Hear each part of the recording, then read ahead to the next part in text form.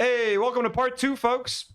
So I was just told that streams can only, like, they'll be cut off after, like, 12 hours. So to protect ourselves, we're doing a part 2 of the stream. Let me go get the YouTube link and everything that we need. Sorry, guys, I was not aware that we were limited to 12-hour streams. Let me go share this link on Twitter and everywhere. Cut off after, like, on Instagram. Sorry, guys. If you guys can let everyone know, I don't know where, but personal. Where's my personal account? Here. Boom, boom. Nope. Let me share this on Twitter. Post. I need a picture. Quickly. Desktop. Fundraiser. Part 2 of the fundraiser live. Boom, boom. Post. Okay, let me go share it on Instagram.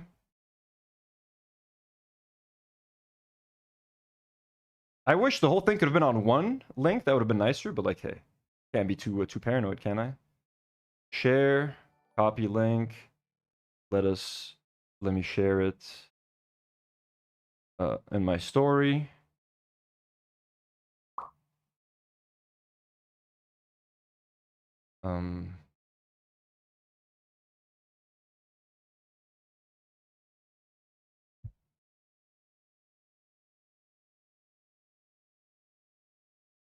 Part 2. I'm still live. Boom, boom, boom. Your story. There we go. All right. We got 134 of you back. Sorry, everyone. We had to stop the live stream. It's so confusing. All right. Hopefully this doesn't affect us too negatively. M just donated 50 sec. Thank you so much, M. Very generous of you. Let me just open. Let me see if Idubbbz has responded, or let me open the link. Maybe in case he's waiting on Zoom and he's just waiting for me. That'd be kind of crazy.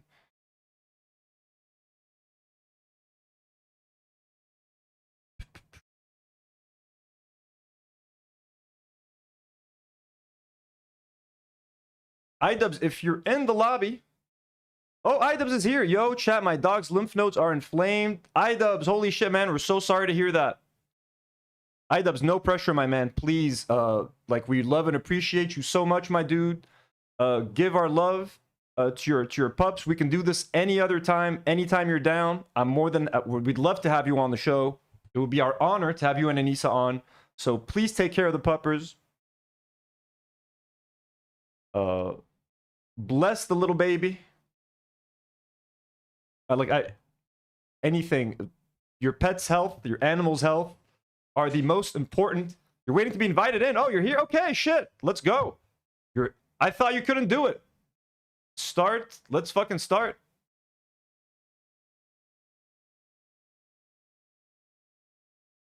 Guys.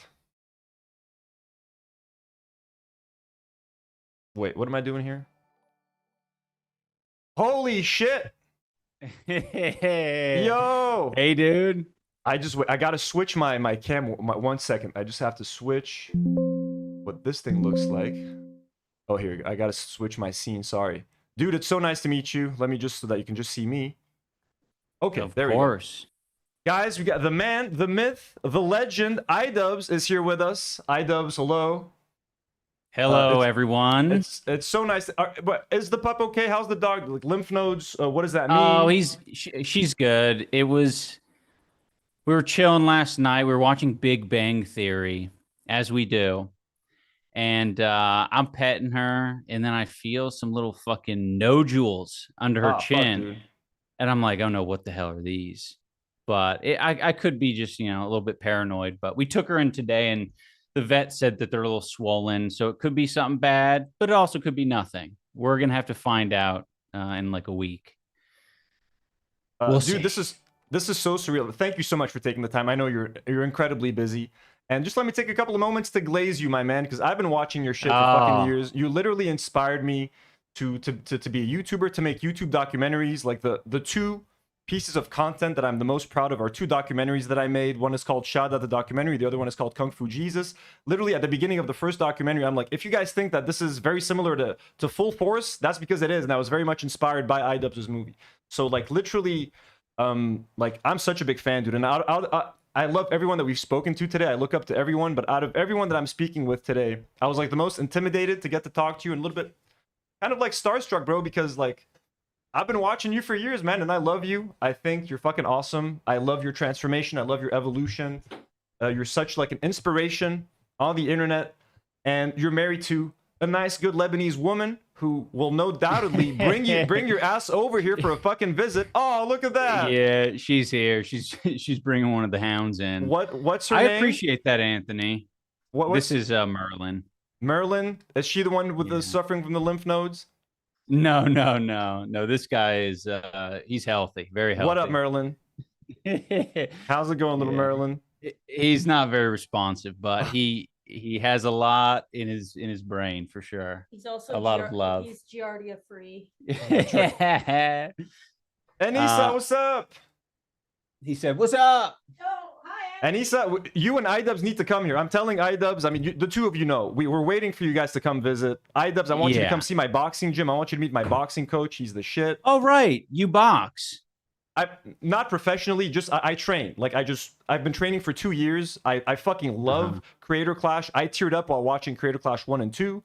I thought they were incredible events. I'm so disheartened by all the shitstorm that followed Creator Clash 3. I thought you guys, like, I hate watching influencer boxing events, and I completely agree with you. They're trying to mimic professional sporting events. Like, your events felt like there were movie moments in your events. So very sad that the whole thing fell through and all the shit that happened. I think you and Anissa did such a fantastic job. It's really tough, right? I mean, I never expected to even attempt to run a boxing event, and I think a lot of the things that we're trying to do were a little bit I don't know. It's like at odds with, I think, a lot of the boxing events that exist out there and that are successful.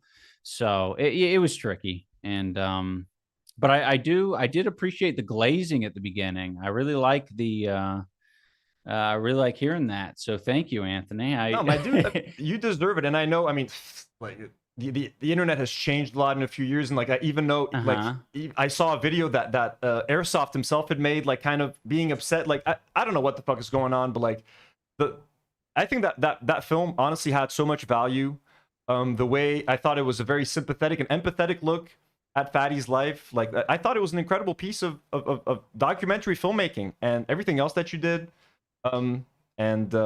Recently, like, you're kind of owning up to the old content that you made. Like, it's so easy to shit on that, dude. Like, and I know, and you've been taking so much shit online, and I'm fucking sick of it. I get fucking upset every time I see it, because like, you are one of the OGs, bro. Like, you paved the way for so many creators, so many like young punks who are trying to make it big right now by shitting on anyone they can to get clout. So it's like, I'm not gonna forget the people. Yeah, I mean, it feels like what comes around goes around a little bit. So I'm like, I definitely don't. It's not like a surprise to me that, you know, if I put some negativity out in the world, that I get some back for sure. But yeah, I think we can change the world. The people can be more sincere online, be a little bit more authentic to who they are, and I'm trying to be a good example for that. But you know, it's hard. Especially when you're getting shit on a little bit, and it's like, okay, you fuckers.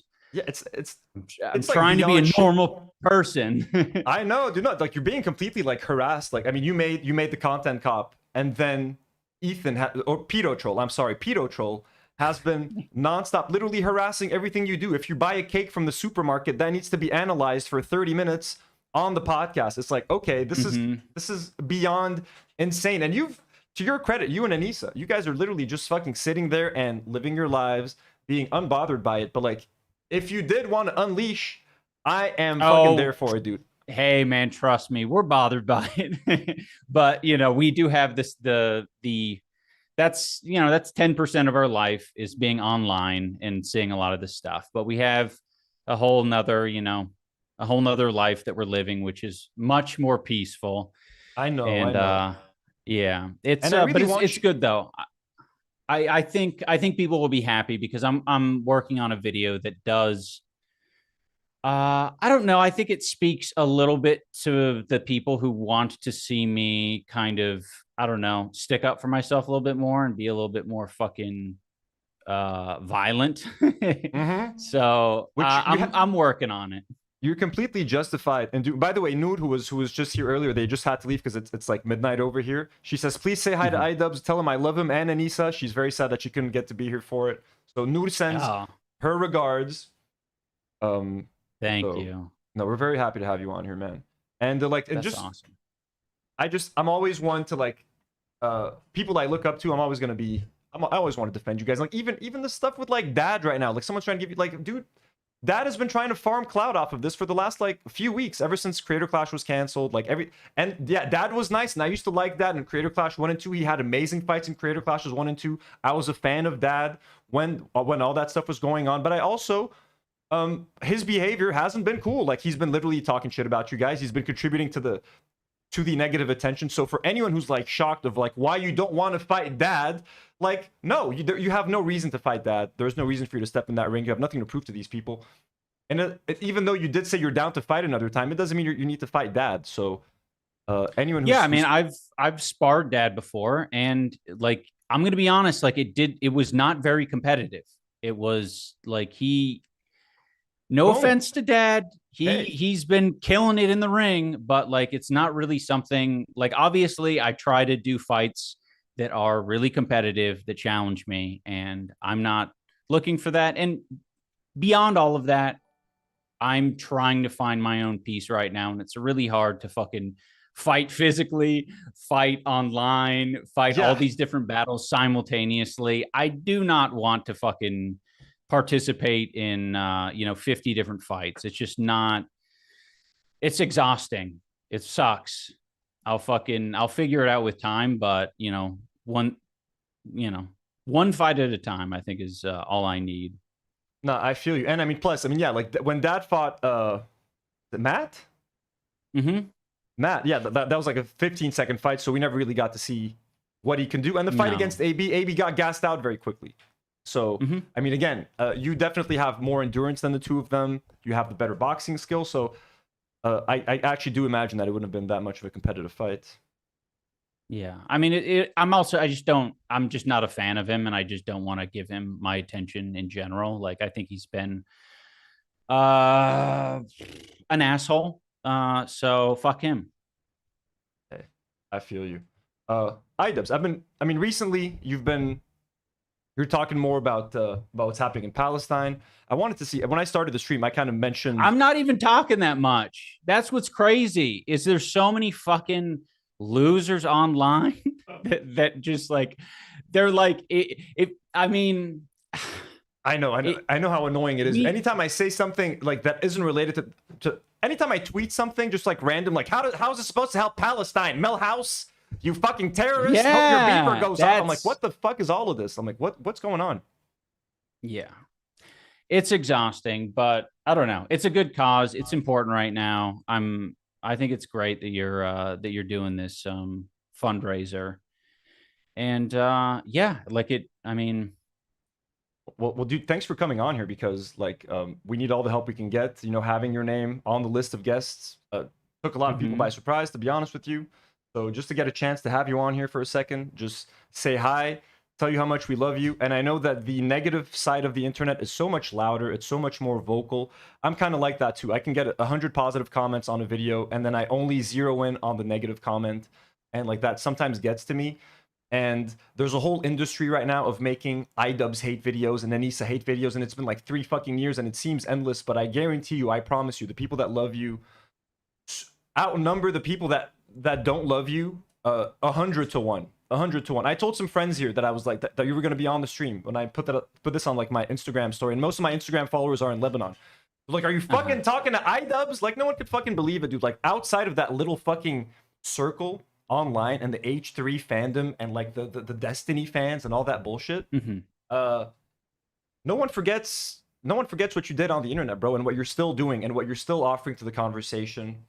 And Hey man, I appreciate that. bro, That's very sweet. I appreciate that a lot. And there are a lot of people who, reach out and share similar feelings.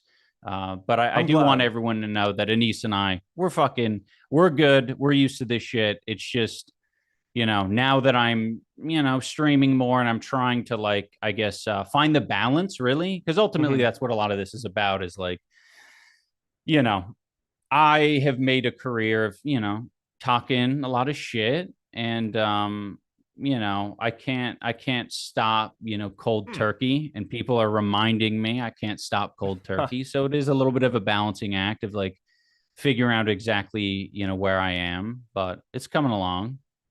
Hey, I've been on record saying that I would like to see a bit more of an aggressive Idubbbz from time to time. But I mean, the fact that you and Anissa have been able to like handle all this criticism and be okay with it, I very much admire and respect that. But like, no one should have to go through what you guys are going through. Like, it is beyond normal what is happening. It is literally Mhm. harassment. It's a bunch of fucking.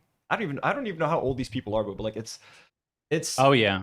it's fucking I annoying. Like, no mean, one should have to go. I get maybe 1/10 of 1% of the hate that you get online on Twitter, mhm. and I'm like, okay, this is kind of fucking annoying. So, but like you're killing it. You're streaming. I'd love to collaborate. I know you're doing Twitch, but I mean, if you ever consider streaming on fucking YouTube, bro, I'm down to do whatever I Totally. can to help. I'm also new at streaming, bro. Like we're figuring, and we're streaming from Lebanon. I have technical difficulties every 20 minutes. We lose power. My internet disconnects every 10 was minutes. was that what happened when I was right before I joined? No, so I just found out that you can only do YouTube has a 12-hour limit on live streams, and Mhm. I've already been going for 9.5 hours. So we didn't want to risk having it cutting off in the middle of an interview or just right before the last one. So we figured everyone in the chat was like, "Yo, end this stream right now." And since Idubbbz has a small delay, you don't have a guest right now. Like, use that opportunity to like start a second stream right That's away. So, smart. Yeah, yeah. so that's what we did. So I have a couple. I have like Well, 3 or 4 more hours. it's so funny when you said that. I was like, or before I knew that, I looked you up on YouTube and I was like, okay, here we are. You had a live, and it said one viewer, and I was like, oh shit, what's been happening? What did I sign up for? Holy shit! No, we did. Yeah. We were at like Hey, 500 or nothing 6. wrong. Nothing wrong with there being one viewer. I'm Hey, no, just I know, saying. I know. No, we were hovering around like the 500 to 600 mark. Once we ended the stream, not everyone came back, so we're like at 350 right now. But I mean, it's still Uh-huh. considering it was a very. I didn't know I had to do 2 parts. It's kind of Mhm. disappointing. I would have loved to have the whole thing in one like long video that we can chop up into chapters. But I mean, the Hey. audience is asking for dark woke Idubbbz, please. I got a super chat earlier. Jim Talib, thank you so much for the $10 super sticker. By the way, all the super chat, all of that is going toward the donation. On the first stream, we made 166K. Super chat on top of the 998. Oh man, you turned into a mega robot for me. I wonder if the stream hears that. Yeah, you're a robot. You just became more and more robotic, your voice, and now I can't hear anything.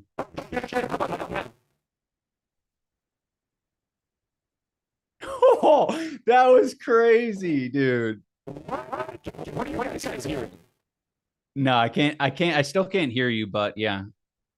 On stream you sound cooked. Whoa, what the hell?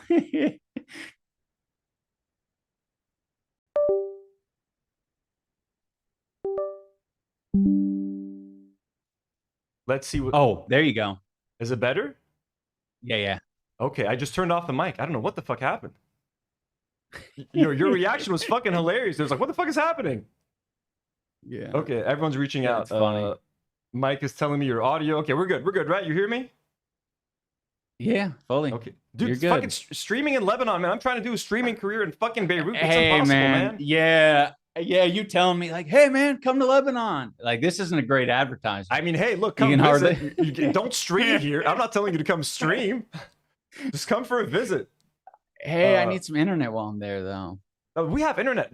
Look, I'm connected to my phone's 4G because the Wi-Fi is really shitty, and the area I live in doesn't get like fiber optics Wi-Fi. So I get 475 gigs of data a month on my data Dude. plan. I'm using my phone as a modem. I'm not even using wireless 4G because it wouldn't be fast enough. So I have to plug my phone into the PC so I can do this. And I've been doing and it spends like I think every hour of streaming is like 3 gigs of data around.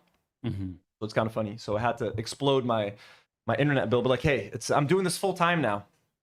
So Really? so I had a job. The partners, we had multiple partners of the company. They all fought and couldn't get to like an agreement on how to run the company. So they decided to fire the entire team. That was like 2 months ago. They didn't pay us our final salaries. They fucked us out of our salaries as well. So I was like, you know what? I've been doing YouTube for a few months. It's been doing well. I've actually been making more money on YouTube than my full-time job for like the last few months. I was like, I think I can. I guess I have no choice but to do this now. Right. And I'm kind of terrified because I don't know how consistent it's going to be. Like YouTube is YouTube. It's working now. The channel's doing fine now. Are people still going to want to watch in a month or 2 or 3? But I mean, I'm fucking going at it, man. I'm doing gaming. I have a gaming channel. Hell yeah. That's new awesome. goal needed. Did you acknowledge 10,000? Did I acknowledge the 10,000? Did I not acknowledge the 10,000? Folks, we just crossed the 10,000 mark. Holy fuck. Woo! Guys, we did it. We started with a £5,000 pound goal. We boosted that up to 7,500. And with the $1,000 in super chat donations, we're at like 11 grand or something, man. Over 11 grand. Holy shit. Chat. But what an honor, Idubbbz, that this happened with you here, man. Holy fuck, we did it. Should we raise the goal to like 12K? I'm always scared to raise the goal because then I'm scared if we don't hit it, like I'm gonna look like a failure. It doesn't matter, man. It doesn't even matter. Every dime that comes in is worthwhile. So even AB's money, it's still valuable if it's going to Palestine. Yo, AB donated 300 pounds. So I was like, I'm thankful for it. And I even sent him an Instagram DM that he probably won't read. I said, thank you for the dono. Very generous. But AB, that does not forgive everything. That does not excuse everything that you're doing. But I can find it in my fucking heart to be appreciative for this because I know AB's a sweet guy deep down. And I know he's a fucking dude. That's what makes me so fucking sad. Like, I know you and AB were good friends. I know how much AB fucking loved you. I know how happy he was join because I was an H3 fan for years. So like, I know all the lore. I'm not just like some random guy just shitting on H3 for fun. I know. I've been following their show for years. I have a fucking closet full of Teddy Fresh, my guy. Spent thousands of dollars on it. Spent so many hours watching and consuming their content. So I feel like me criticizing them, just like when you criticize Ethan, you knew Ethan. It's hard. It comes from a special place. I mean, you don't. That's why it matters so much. That's why we're passionate. You know, it was very close to us at one point, and you know, I know. I'm very sorry to see all that go down, man, because I know you guys were close, and I'm even sorry. I feel sorry for AB because I know AB wants these friendships, and now he can't have them because of the people he works for, and because his bosses are making it impossible for anyone in the crew to have relationships outside of work. Like, who wants to collaborate? Who's dying to collaborate with H3 at the moment? Who's dying to be a guest on the H3 podcast when like no one's fucking with them, neither on Twitter? And like this comes from a place people are they're running from the Instagram stories. They're terrified they might show up on an Instagram story. You know, it's scary. Dude, he's going after Philip DeFranco's wife, like Philly D's wife. Like, fucking hell. Like, dude, like, chill out, man. Yeah. And like, many? Go for it. Oh no, I've just been leaving the comment on a lot of on any sort of anti-H3 content that pops up, you know, just to show my solidarity with Liz DeFranco. You'll end up in some Instagram stories. Not that you're a stranger to that. Haley D sends a donation and says, at least AB is spending Ethan's money. Well, Madness Arcade sends $5 and says, Idubbbz, can you make a video about Game Dreams on a Pillow 2026 being developed by a Palestinian developer named Rashid Abu Aida? Could use some awareness. I actually did hear about this game. I'm not sure from what. I might actually be conflating it, though. There was a game that a lot of these fucking anti-woke gamers were complaining about, which was the what was it? It was like a illegal border crossing video game. Oh my god, no. And yeah, people were freaking out about that. But yeah, I mean, I'll look into it. Thanks for the suggestion. Yeah, so let me get you the name again. What is it called? It's called Dreams on a Pillow. Dreams on a Pillow. Yeah. I just want to make sure that no one that haven't missed any super chats. People asking you something. What does Idubbbz think now of the Cake trilogy? I think it's fucking funny and awesome. I think a lot of people interpret me taking responsibility for the bad stuff, like the things that I don't morally align with. They take that as me disavowing everything, but fucking, I love a lot of my old content, and I can pick and choose what I like and don't like. So, vomiting in making a cake out of hair and shit, like that's sick, I guess. Madma says dreams on a pillow about the Nakba. Okay, it's a game about the Nakba. Holy shit! I think yeah. Madness Arcade, you've mentioned that one before. That sounds depressing as hell, bro. Imagine playing through the Nakba. Like, how's that gonna work? Yeah, it definitely has to come from a place of passion. Then like I'm gonna make a fun game. Yeah, let's. Yeah, 500 points for carrying more. Like, yeah, that's kind of insane. What are you're playing on stream? You're playing World of Warcraft right now? I have been for a while, but I've been playing hardcore. So when you die in the game, it's that's permanent. It. So shit. Yeah, it's hard. But yesterday we played Undertale. So just trying different things. I haven't been playing games for a while. I've been enjoying. I recently got a PC. I've been using like MacBook. I was running my whole podcast on a MacBook Air for years. Just invested in like a decent PC. I've been playing a lot of trucking simulation. I even have like a trucking shirt. Literally, you can see the deodorant stains on their shit. But like, try driving simulation. I even got like a steering wheel for that shit. And you live in the States, you can order like an actual like trucking wheel. That shit's fucking hilarious. Right. Bro, yeah, it's so fun. I've been seeing some people on TikTok doing that. It looks. Wait. Because trucking simulator, that is different. You're not doing. You're driving the truck. Like straight up. Yeah, but it's boring, right? You ain't doing shit. But that's what's amazing. It's like the open road. You just play music on stream. You just fucking drive, bro. Just get a fucking wheel and shit. Wear a shirt. Cut off the sleeves. You're good, dude. Wear a shirt, dude. And an even better game. Someone that everyone's fucking with. Water Park Simulator, dude. I even have a shirt for that. What have you tried it? Oh damn! Bro, no, I haven't. Water Park. Someone shat in my pool 2 days ago. It's like the best fucking game. You sell tickets. You run around giving flyers. You have to clean the pool. You have to like do maintenance, sell tickets, sell hot dogs. You got people drowning in the pool. You got people shitting in the pool. You got to clean out the shit. You got to save people from drowning. It's fucking insane, bro. It's like more stressful than like a real job. I'm like, why am I doing this? Yeah. Like Matt Lieb was just like, why the fuck are you doing real jobs on? Like, you should play games and have fun. Like, why are you driving trucks and running water parks? But it's been fun, dude. That's sick. I love that. Like Steve, I've been playing like console games for so long. I'm just used to like big open world games, like a 40-hour story. I'm also playing through Dark Souls, which is a nightmare. Right. But just playing mindless simulation games, hell yeah. Dope. Now I'm a fan of that. I think the ones that I've been watching is people trying to drive like semi trucks and stuff across like very like narrow chasms and stuff. I don't know if you've seen any of that. That's why I bought the game. I thought it would have some of that. Those are either mods or like those are maybe some other types of games. I thought I would be doing that like with these massive fucking trucks, bro. But like, yeah, the roads aren't as intense because it's kind of like, it's a bit like the airplane simulator where like it's not a 1-to-1 recreation of the like the American map, but like the scale is like 20-to-1. They've made it just much smaller, but like you can basically drive through the entire United States. That's sick. I love that. Let's refresh. Let me just see the goal. I'm going to let you go because I know you have to go at 1 and we need to bring in Daniel Maté very soon. But dude, I don't want to let you go. I'm on here with Idubbbz, bro. So we're at 10,116 pounds, folks. Once we add that, okay, Daniel Maté's in. Idubbbz, first of all, I wish we could speak for hours, man. I hope we can get to do something else any other time, bro. Anytime we do another fundraiser, I'd love to have you. And whatever you need, anytime you're even thinking of visiting Lebanon, please let me know. I'd love to show you around. I'd love to take you to a bunch of places, introduce you to a bunch of friends, a bunch of fans. It's so nice having you on. You look good. You look happy. You look unbothered by all of this shit, which is how I want you to be. Enough glazing. I'm not. Come on, dude. Enough glazing. There's not enough glazing. I believe you. I believe you. Thank you. Thank you. I'm taking it all in. We love you so much. Chat loves you so. Everyone's saying too short. I know, guys. They had a medical emergency, but we need you to come back. We need you to come back. Will you come back on our show someday?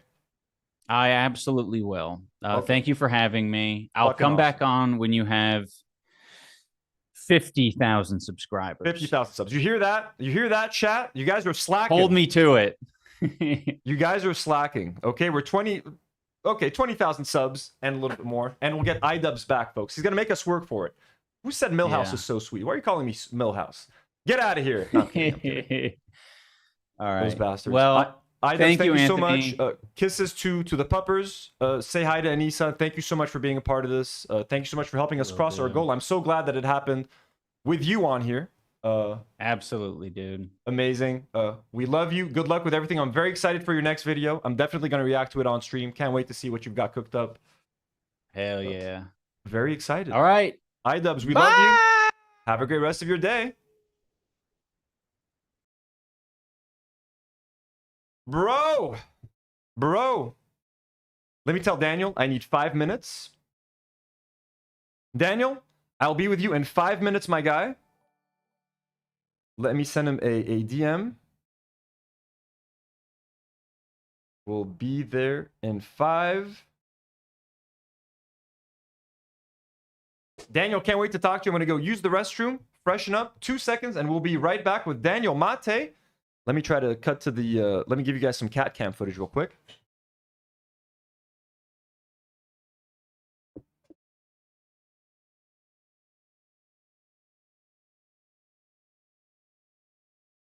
I will be back in 5 minutes. We'll be right back.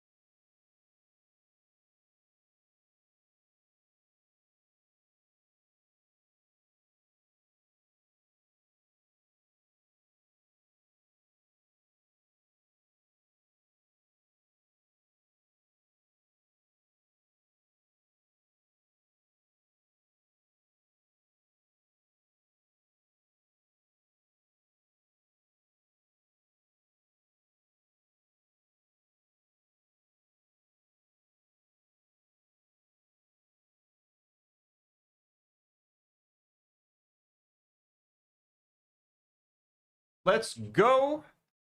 Let's get Daniel Maté on here. Just give me 1 second before we get Mr. Daniel on.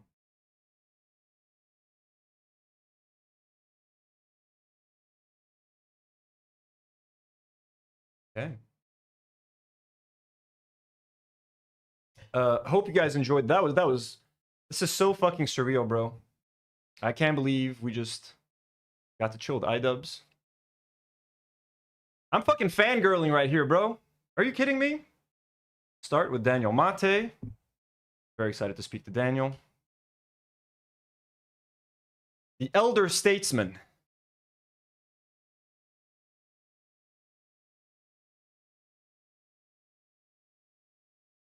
Hey, surprise! You're still on mute. Hello? Hello, we Just hear a you. I second. can hear you. Microphone, speakers. Can you hear me? Everything seems to be working. I can hear you. Can you hear me? I sounded like a robot apparently a few minutes ago. Do I sound okay? No, you don't sound. You do not. I mean, you don't sound like a traditional robot. And I haven't heard you speak enough to know if you don't sound like AI, but you seem pretty human to me. Okay, I'm glad. I'm glad. Yeah, no, that checks out. That was no AI could have been that effortlessly casual. Okay, Nour and Karine, two of my crewmates, were here earlier for us, but they had to leave because it's getting a little bit late. They both say Nour and Karine really wanted to be here. They're huge fans of yours. They say they regret that they can't be here. They were on when Matt was on, but they really wanted to say hi to you as well because they're big fans of the pod. So I send you regards from Nour and Karine. They tell you they're big fans, and they regret that they can't be here.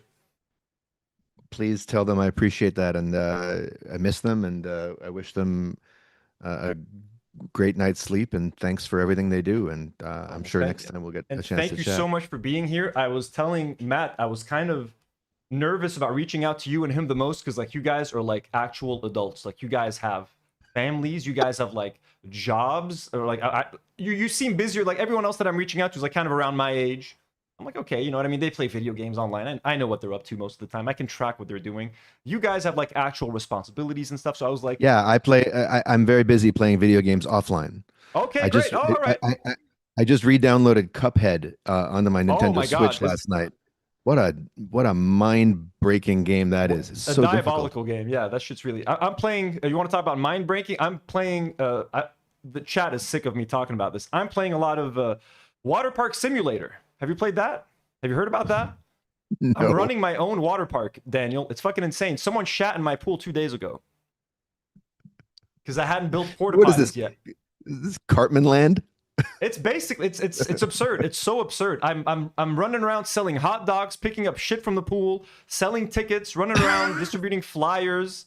You got to make money, and then you upgrade like your slides. I have a rusted slide now. Then when I have more money, I can buy like the dual slides, and then I can build a whole. Do you ever get to ride your own slides at least, or is it just about managing a small business? No, you can. You're mainly managing a small business, but you're also you can also ride the rides. And I also have a truck simulator game where I literally cosplay as like a trucker, and I drive across America for like hours on end, delivering cargo. Like that sounds cool to me. I'm a road trip guy. I have driven across America, not in a truck, but in a Toyota Camry.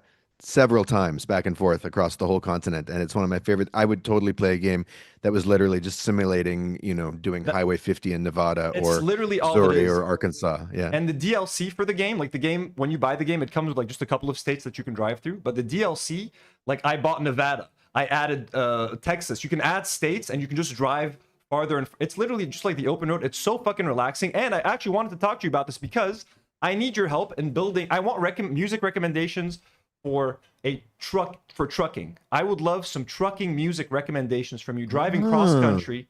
So I would love for you to give me some like, recommend some artists, because when we do play the game, we play like, even though it's copyrighted, we play copyrighted music. We just have fun with the audience, with the chat. So if you have any musicians, any songs that you think would go great with trucking, please throw them down. I'm going to write all of them down later, and I'm going to add them to our playlist. Well, look, the classic boomer choice, and I am maybe an elder statesman on this podcast, but I'm not quite a boomer. You are an elder statesman. Yeah, I'm turning 50 later this month, believe it or not. Oh, happy birthday. When's your birthday? September 28th. Oh, I'm on the 26th. I'll be turning 35. Hey. So you also a Libra cusper? I am, sir. I am a Libra. Nice. Fucking awesome. So the song would be Truckin' by the Grateful Dead. Okay, well, that song has been recommended. Like that's part of the playlist, because someone always asks for trucking. That's where the line "What a long strange trip it's been" comes from, that lyric. What else? We got some John Denver on there. We got some John Denver. Definitely John Denver. I mean, I like to make playlists of artists from whatever state I'm driving through. Oh, that's a good idea. Okay, that's a good way to look at it. Or about the state.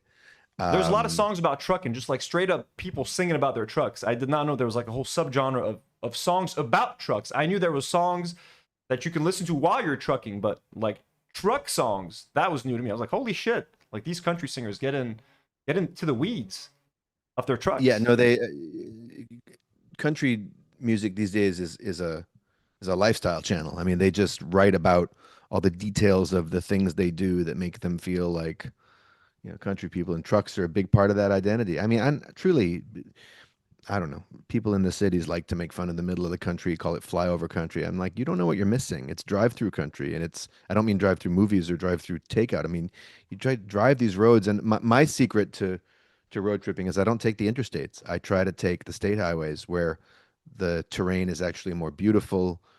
It's you're not constantly, speaking of trucks, like, don't have these fucking semi-trailers. Yeah, well, and just this long, flat, boring stretch with billboards and shit. You actually get to see the country. It's one of my favorite things to do.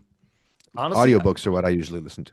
I would have to recommend that if you have like a decent enough like PC at home, or even on a laptop, like get the wheel, live out the whole experience. I would say you can even get like a trucking wheel, like a big wide one, kind of flat.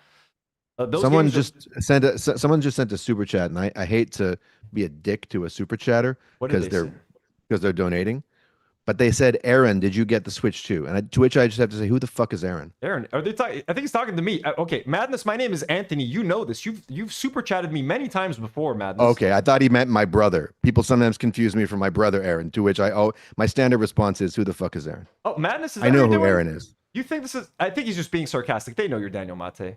Madness, what are you doing here? What are you doing? Also, someone has asked. Someone had a question. Oh no, someone is telling me that I'm not calling him old. I said he's an elder. He called himself an elder statesman, and I agreed. There is nothing wrong with being old. And there is nothing wrong with Sunflower Dragon sends $5 and says, I fangirl over Daniel Maté big time. I'm also an elder statesman. Nice. And so if I slur my words, I've been doing this since 3 p.m. Dude, I think it's like 1 a.m. there right now? It's 1 a.m., yeah. That's 8 hours. That's incredible. It's 10 hours. Holy shit, dude. Yeah, we'll have a couple more conversations. But honestly, it's been great. Like I've been having so much fun with everyone. And I just realized like having it cut up into like 1 hour conversations and chunks has just every conversation is so different. Everyone I'm speaking with is so different and so interesting in their own ways. Like I'm not bored at all. I'm having a really good time. I'm eventually just gonna feel very sleepy, but I've been very engaged the whole time. I'm just we started off with a 5,000 pound goal. We've doubled it. We're at 10,000 pounds. We're hoping to get to 12,000, and we've managed to raise like $1,600 in super chat donations. So we're over like that's fucking great. Like $11,000 or something, which is great. What's a bit depressing is that we found out you guys worked with Harley on your fundraiser. That you did last month. So what she's telling us is if we send them money, they have to pay like up to 50% of it in fees just to get that cash. So if you send them $1,000, they'll be lucky to keep $500 or $600. They're paying between 30 to 50% fees. The prices that they're paying on the ground for groceries, a kilogram of sugar goes for anywhere from like $40 to $100. A gas canister so you can cook is like $600 to $700. We spoke to a young poet from Gaza named Ahmad Sarsour, who hasn't had meat or eggs in 4 months because they can't find any. And like he was telling us how like he's talking to his mom, like, should we buy like a duck to try to like treat ourselves to something? But she's like, no, like we can use that money for flour and etc. It's like it's insane, like the little sacrifices and decisions that they have to make on a daily basis. And even looking at a number, like I'm seeing like $11,000, but in my head, I'm like, they're only going to get to keep $5,500. Like it's crazy, you know, but thanks to people like you, like Matt, like everyone who's been able to join, that number would have been much, much lower if you guys weren't on here. So thank you so much for taking the time. I really, really appreciate you guys so much. And I'm a huge fan of the show, as you guys know, like I loved being on the show with you guys. So we very much appreciate you guys. I'm glad to return the favor. You were awesome when you came on. I had one question that I'd love to ask you. Again, trying to tie it into a little bit of the music. Oh, by the way, sorry. Michael Jones sends a $10 donation and says, Daniel, can we expect an anti-Zionist musical from you someday? Working title, Sniper on the Roof. Fiddles are for dweebs. All my love to each of you. Well, that sounds like a Zionist title, to be quite honest, because I'm not into snipers, unless certain foreign dignitaries are visiting New York. You know what I'm saying? Parody. In Minecraft. Mein Kampfkraft. What can I say? I think there is an anti-Zionist, if not a musical, then a play in me. There's some kind of, definitely with songs.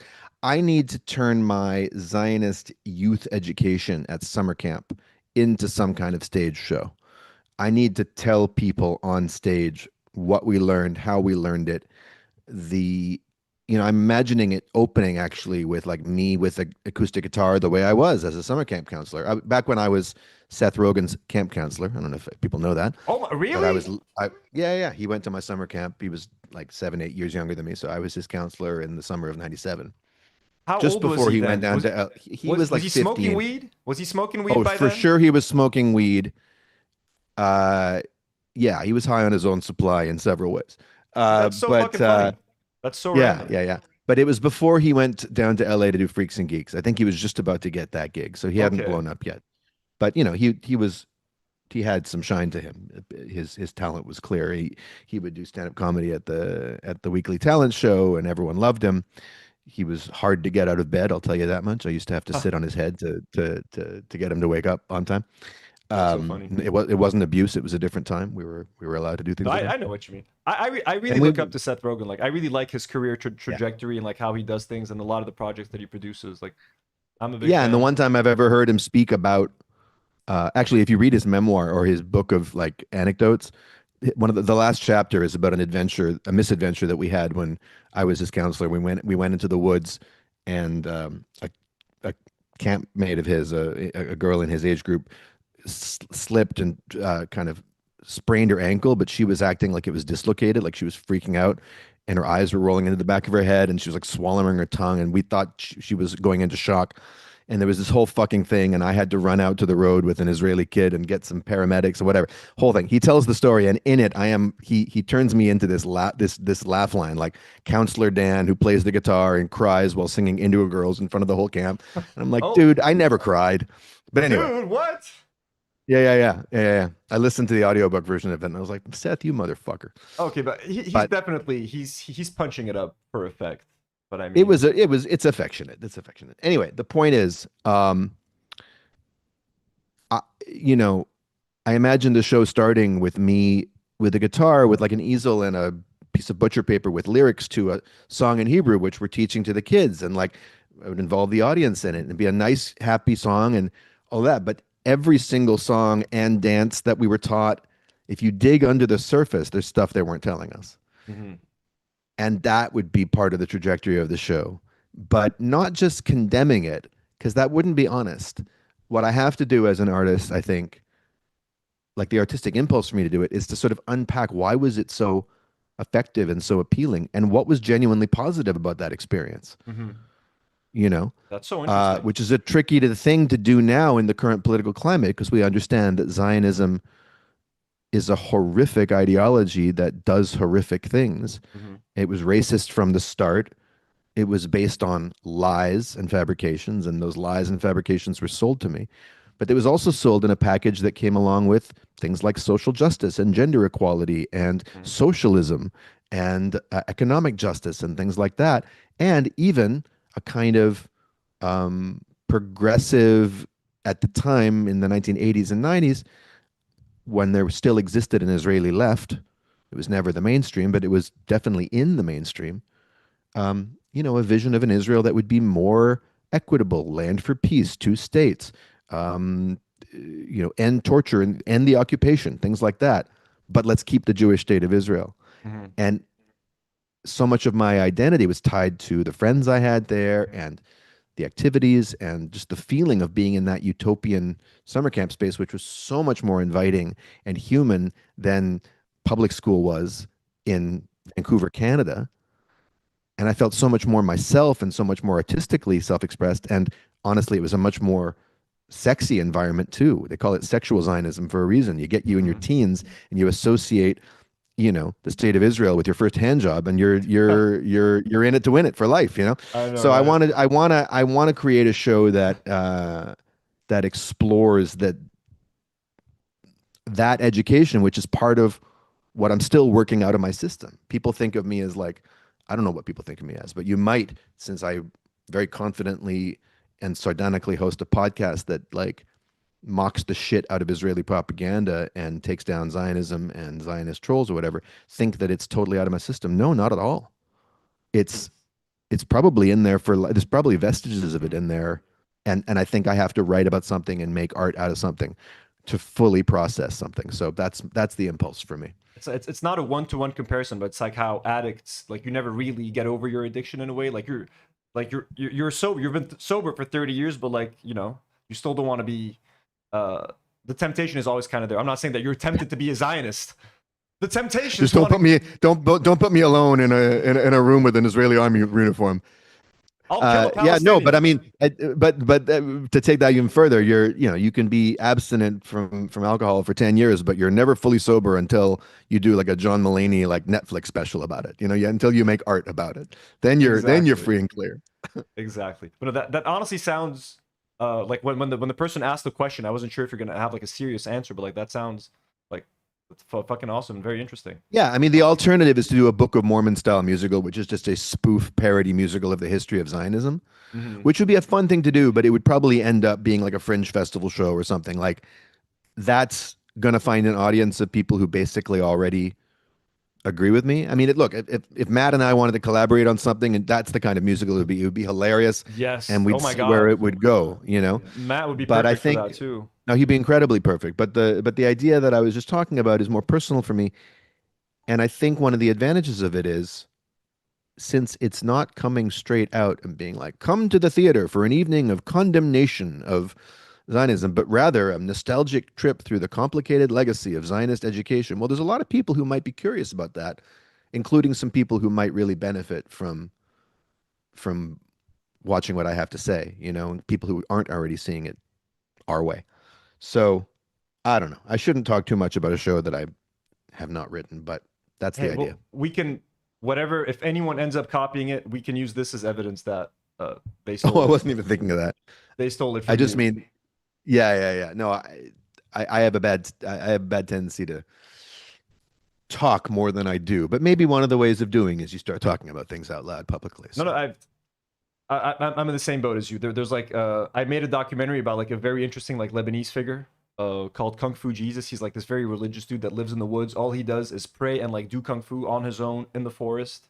And I've been wanting to make like an actual movie, like an actual kung fu film starring him. Like, why don't we make an actual movie? And I always get excited about it. Then I'm like, I have to write a script, and then where like how do I fund this thing? And I need to get. He's like 60 years old, and he like. It's complicated, but there's a couple of super chats here that are glazing you. We have the Michael sends a $2 a £2 donation. It says the Myth of Normal is an awesome audiobook. I love it. Thank We have you. a bunch of questions for you. We have one second. Let me scroll down. Sunflower Dragon sends a $5 donation. It says Bat Hasbara has such brilliant and funny conversations. It's so damn good. There's a lot of overlap, by the way, between our audiences, which I love. Yeah. And Sunflower Dragon sends another donation and says, people think of you as brilliant and beautiful, Daniel. So in case you were having a bad day, Daniel, you're brilliant and beautiful. Thank you so Saeed much. M sends another 500 Saudi riyals, extremely generous donations. And he says, first Matt, now Daniel, that's too much. So you see, all of this is because you're here, Daniel. These people are donating and helping us reach our goal because awesome. you're here. So thank you so much. Just set my mind at ease. Did Matt embarrass himself and me and us on the podcast? Tell me he did. He embarrassed himself. Was it pretty? Only. He only embarrassed himself, as he always does when he's not with you. Good. You can't let Matt go off the rails when you're not there. You know what I mean? You're the reason. You can. No, as long as he looked bad. He looked bad. He always looks bad. So, Mud says Fringe is nearby. See you all in Edinburgh. Hey, nice. And Madness says It's a good festival, Israelism, but funny. Thank you. Yeah, Madness. in a way, actually, in a way, that's not a bad description. والرب يبارك الجميع. Oh, Dana, thank you. So I wanted to ask you, are there any big musicians, any artists that you look up to that you really liked, who have really like kind of broken your heart in their either response to what's happening in Gaza or like to their lack of speaking out, like Bono or Tom York come to mind with their like horrible statements? Yeah, I don't expect anything from musicians that I love. Okay, that's a good way to look at it. I just don't, you know. It's disappointing with Radiohead because I know Ed O'Brien knows better. Mm-hmm. I've spent time with Ed O'Brien. I know he's a fan of the Myth of Normal, and I had dinner with him once. And Johnny Greenwood is probably the lead ego in that band, followed by Tom York. And I see they're going on tour, and they're going to get BDS'd, and they're going to get protested, and they deserve to be because it's not so much just bands being silent, but Johnny lives in Israel and has deep investments there and has said all kinds of horrific shit, I think. Bono didn't disappoint me because I think U2 is a joke. Yeah, fair enough. Yeah. I guess I'm disappointed that Run the Jewels hasn't said anything.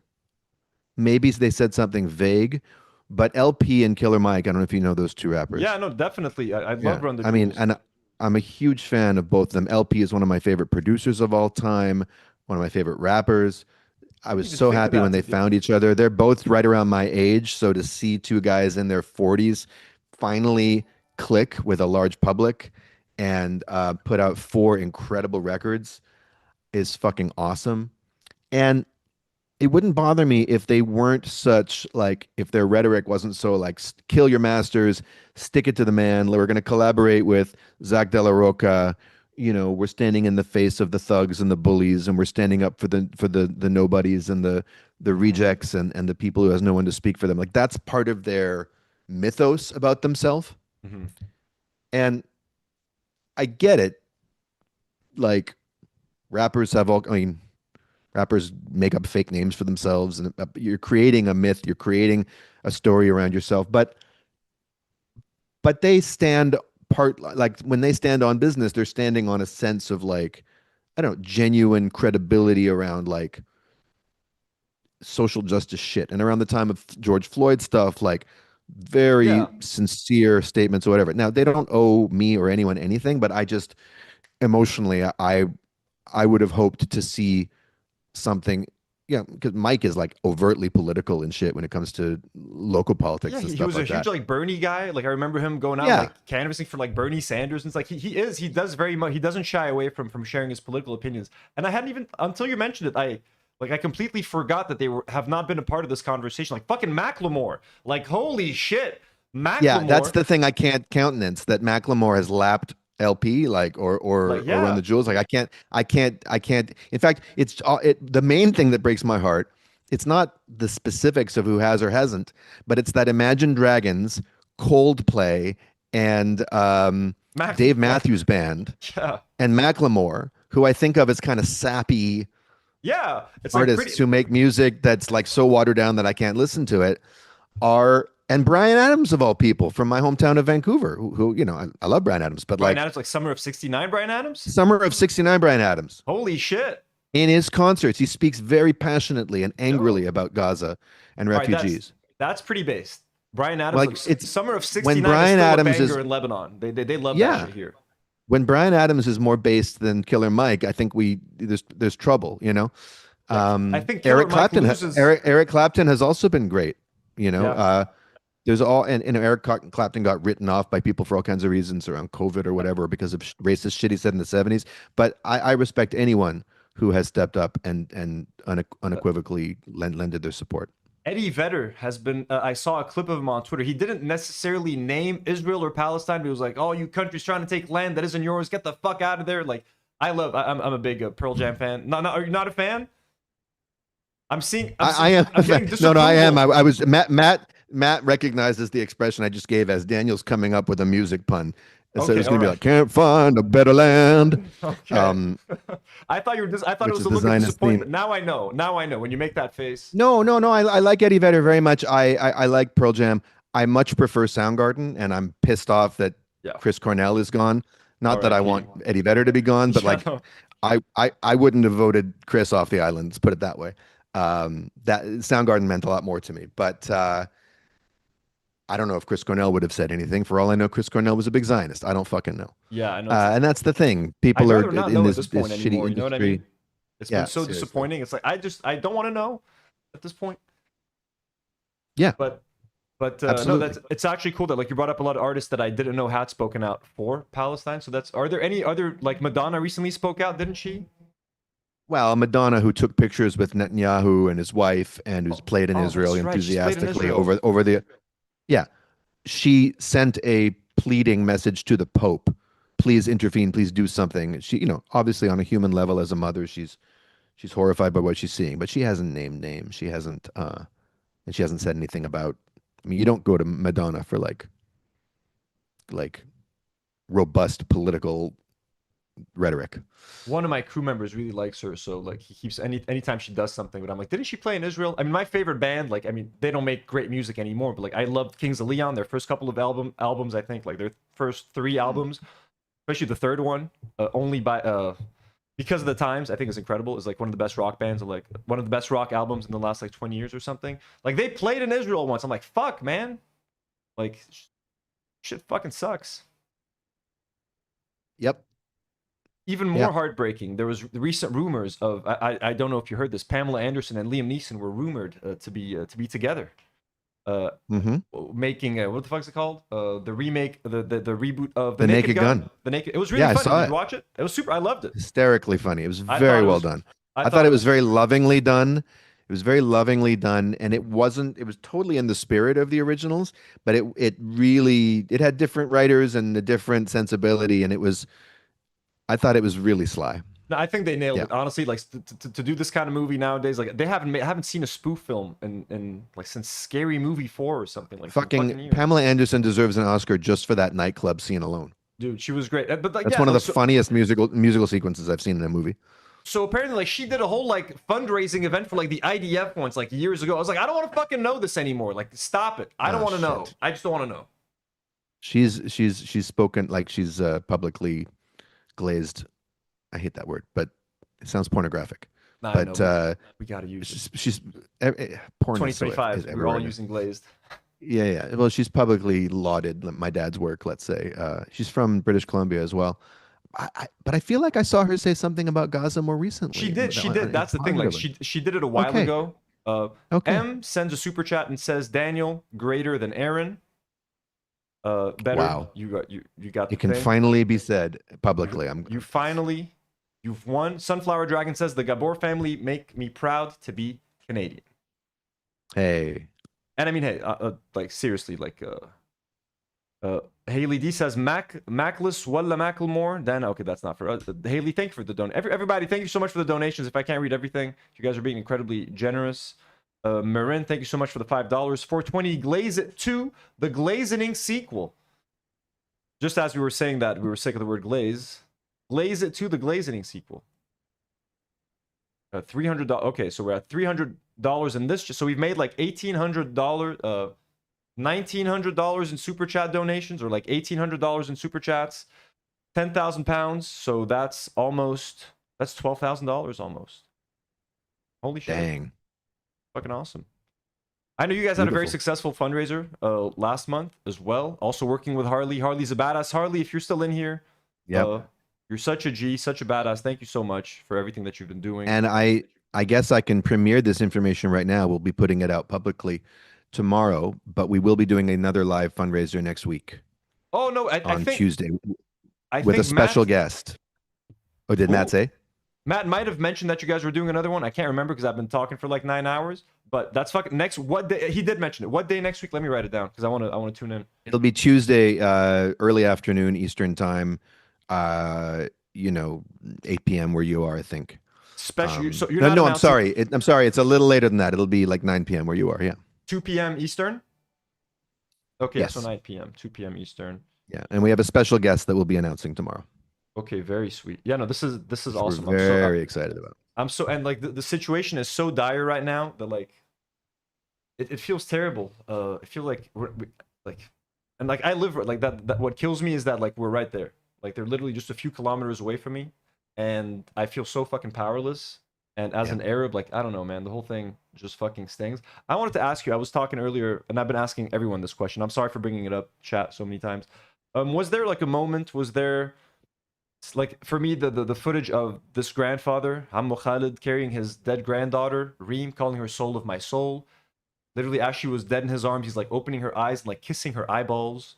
That is the moment that like broke me, and people started doing like art and like tributes to them, and I would look at that stuff every day, and I still cry when I look at that footage. I teared up just as the stream started when I was just looking at it. Is there like a moment or something, and I know the whole thing's been horrible, like the whole thing, the totality of it, but like is there something that you saw that like you just can't forget at this point, like something in the last 2 years like that made you kind of lose faith in humanity and be like, I gotta fucking do something about this, we need to talk about this on our show, we need to like I want to make this one of the primary causes of my life, essentially? Well, look, I made it one of the primary causes of my life on October 8th when I stepped out of my apartment door, took my phone, and went for an Instagram live walk and talk. And nothing had happened yet, or maybe the first bombs had fallen, but Israel had promised that there would be hell to pay. And I didn't know I was doing this, but I just felt this need to put my voice out there to try to bring some sanity and help people contextualize this thing that had happened the previous day. And we knew very little about what had actually happened. But I tried to explain why the question of whether it was morally acceptable is irrelevant. The question is, was it inevitable? And yes, it was inevitable. And who made it inevitable? And if it's inevitable because of the actions of Israel in the United States, then who are we to condemn anything? Because that was the whole chorus then, right? And so from then, my impulse to step into the fray wasn't from seeing the horrors, it was from anticipating them, but also anticipating the stupidity, anticipating the incoherence, anticipating the dishonesty, and anticipating the confusion that was going to be deliberately sown to justify whatever horrors were happening. As far as, I mean, it's crazy to be living in a time where there's just a barrage of human carnage and suffering that I can scroll past it sometimes now. Yeah, yeah. I It's make like it a point. my feed is ironic tweet from a podcaster, ad, right-wing bigoted account, troll, Matt saying something funny, picture of a limbless Gazan child, some MAGA woman showing her tits. Like it's absurd at this point. It becomes crazy. meaningless, you know. But so it really takes something for me to really feel it. There was one I saw about, yeah, I mean, this one really got me. There was a guy in a wheelchair, but obviously the roads are not suitable for wheelchairs, so he's pushing himself effortfully with all of his belongings on his back, and I think he had a child on his lap, and maybe trying to push himself with his feet. I don't know what, but he just looked so bedraggled and so tired, and his house had been bombed again, and he was having to relocate many, many kilometers. Just the we see these clips and we're like, oh, a burned body, oh, that person died, that family died. But what about just thinking about the 24 hours in each of the 7 days, in each of the 52 weeks, in each of the 2 years that people have to live and get from place to place and live with the freezing temperatures and the sweltering temperatures and now the starvation and all of that. So yeah, that one is sort of the little things are the ones that now, obviously I saw the picture of this charred fetus on a table the other day. Too horrible to even contemplate, but it's these things that I can sort of relate to. Like I know what it's like to be, I've had my leg broken, and trying to walk across the room is excruciating. I know what it is to feel the discomfort of hunger. I don't know what the fuck it feels like to feel their hunger, but I think that's one of the reasons I think starvation has been like a red line for a lot of people who weren't saying shit before, because people can't relate to having the roof cave in on you, but they can relate to missing a meal or wondering when the food's going to arrive. It's horrible, but It's these real. things, We've seen people and children killed in ways that like I didn't even know people could be like. There was a video, and I'm sorry, this is graphic, like trigger warning to anyone who's listening, but like someone like picked up a like the baby was made of dust essentially. It was like a baby shaped like he was like completely charred. They pick him up and then like he evaporated, and like his parents' hands like that is like just charred in my brain, like seared in my brain forever. There was a dad running to a hospital carrying, again, I'm very sorry for how graphic this is. Like his kid was decapitated. His head was in one bag and his body was in another bag.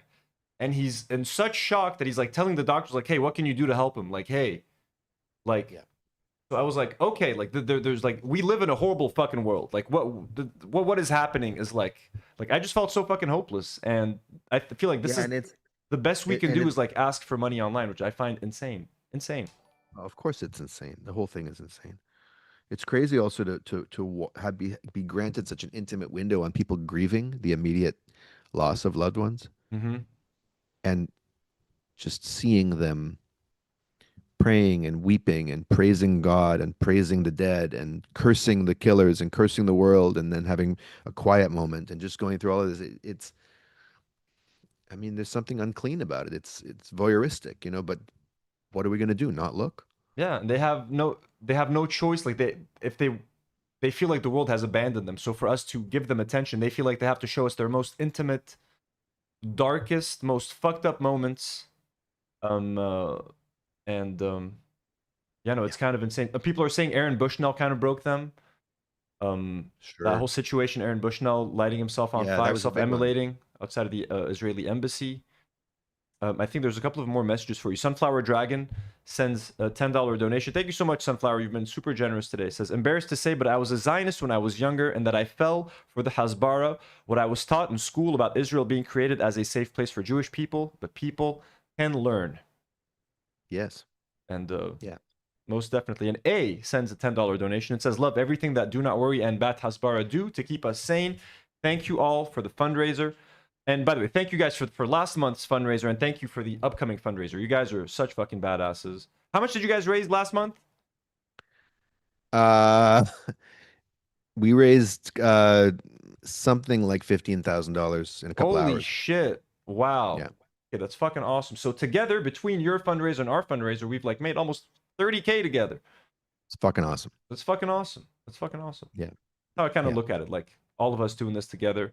And I love that, like, I mean, we've all been brought together through, if there's one silver lining, I guess, or like, also, I mean, I know you felt like you were always kind of left out of the Ethan Klein stuff. Have you heard any updates recently? I know you don't engage with this stuff. You don't roll around in the mud, as we say. I wake up every morning and I pray to Adonai in heaven that I will spend another day left out of the Ethan Klein things. The best thing I can say when I go to bed tonight at night is, today I was once again excluded from the whole Ethan Klein discourse. If I could go to the grave not knowing any more than I currently do about Ethan Klein or Gila Klein or any of this shit, I would die a happy man. And I can tell that you're about to fucking break my heart. I'm about to tell you something you don't need to know, just completely randomly. Like last week, it was revealed that Ethan Klein's old Reddit account from 15 years ago that he used to have to like promote his YouTube channel. His account name was called Pedo Troll, and he used to post basically pedophile comedy and like just cosplay as a pedophile on Reddit. And just made pedophile jokes. And then there's this other guy. I'm just giving you the stuff that you don't need to know. I just want to like give you a small headache before we let you go. And there's this other guy who hates Hassan, who's called Destiny. Have you heard of Destiny? You've probably seen him debate Norm Finkelstein, and like he kept calling him. To me, he's not Destiny. He's Mr. Borelli, Mr. Borelli, Mr. Botticelli, Mr. Cannoli. Exactly. So Mr. Bonelli and Ethan then got a pedo off because so people have been accusing Mr. Borelli of like having access to CSAM and like pictures of underage girls on his computers, and then Ethan accuses him of being a pedo, and then he reveals that Ethan Klein was pedo troll on Reddit 15 years ago, and they've been having this who's more of a pedophile battle on Twitter and Instagram, and that's what Ethan's been up to for the past couple of weeks. I just thought you should know that for no reason whatsoever. Well, thank you for ruining my day with information I didn't want. Look, I know these guys have threatened your livelihood. I know that there's, fierce. They've gone after Matt's livelihood. Beef. I mean, shit. Yeah, they have, right? They haven't gone after mine, right? So of course, I stand with my homies. Of course, I'll go to war with anyone that I do Bad House Barra with or who comes on my show. But aside from that, I'm Tommy Lee Jones in The Fugitive, being like, I don't care. Okay, that's why we love you, and I love that you found yourself like, what the fuck am I doing here? Who's this fucking Ethan Klein guy? But I just thought you had to know, just the pedo troll, and you don't even have to call him Ethan Klein fair anymore. enough. I caught wind of it. I'm playing dumb. I did see something about it. Oh, okay. So it has infected your algorithm. You are seeing some pedo troll stuff on your Twitter. Sure. That's just funny. Sunflower Dragon with another $10 dono.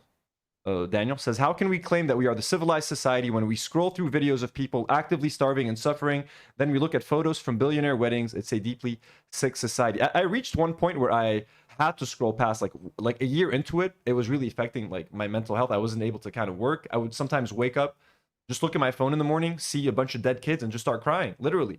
Yeah. So I reached a point where I had to scroll. That is past. the appropriate response to seeing a bunch of dead kids. I know, right?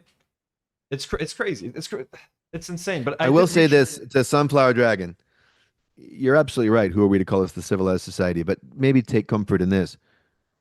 Ever since there have been people who called themselves a civilized society, they were some of the most monstrous people on the planet. There's never been a time when so-called civilization wasn't deeply sick and deeply at odds with all that is good and natural.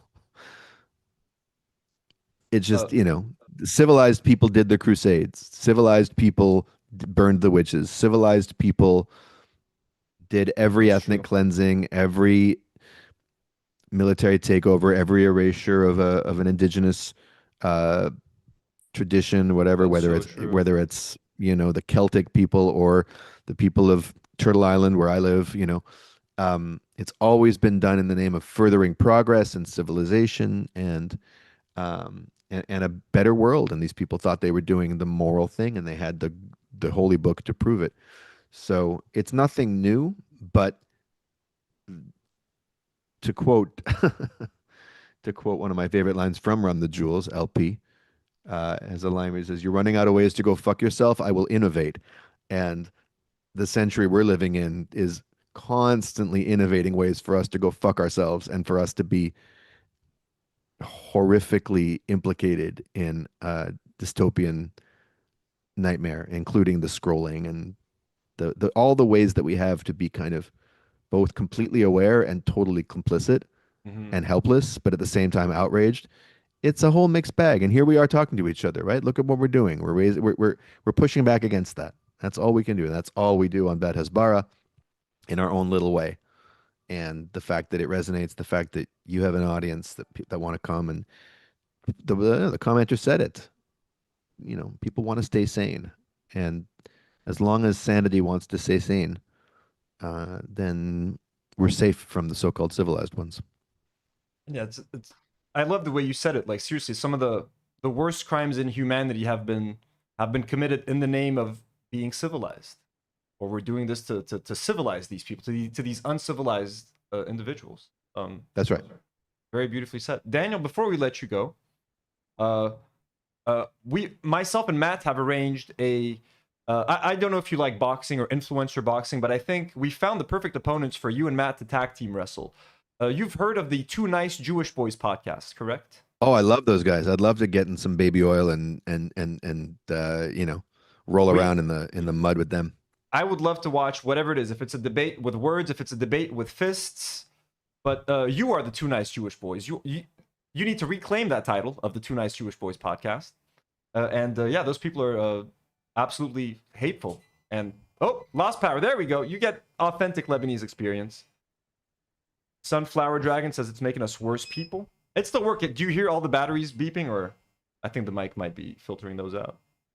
I don't. Is this what happens in Lebanon? Did Israel just do something? No. At first, people used to think like when we would lose power that like we were getting bombed. But no, it's just like the government doesn't supply us with enough electricity. They'll maybe supply us with like 6 hours of electricity every day, and the rest of it is like generators. So it's usually either the generator shutting off for a little while, or the government electricity shutting off, and then it's switching to the generator that we pay for. Look, man, as long as you've got the modem and router plugged into the generator, because you don't want. I got batteries for everything. The modem is plugged into the thing. Everything is plugged into batteries. Or else I couldn't live stream from here. It's impossible. It's like a whole setup. Yeah. Daniel, thank you so much for being with us. I'm going to let you go. We're going to let you. It is my pleasure. Yeah, we have a little Bat Hasbara production meeting in a few minutes that I got to go to, but it's been great hanging out. Thanks for having me. Thank you so much. We love you so much. We love the show. We love everything you guys are doing there. If anyone wants to support Bat Hasbara, check them out at Bat Hasbara Patreon. You guys can support them right there. Subscribe to the channel.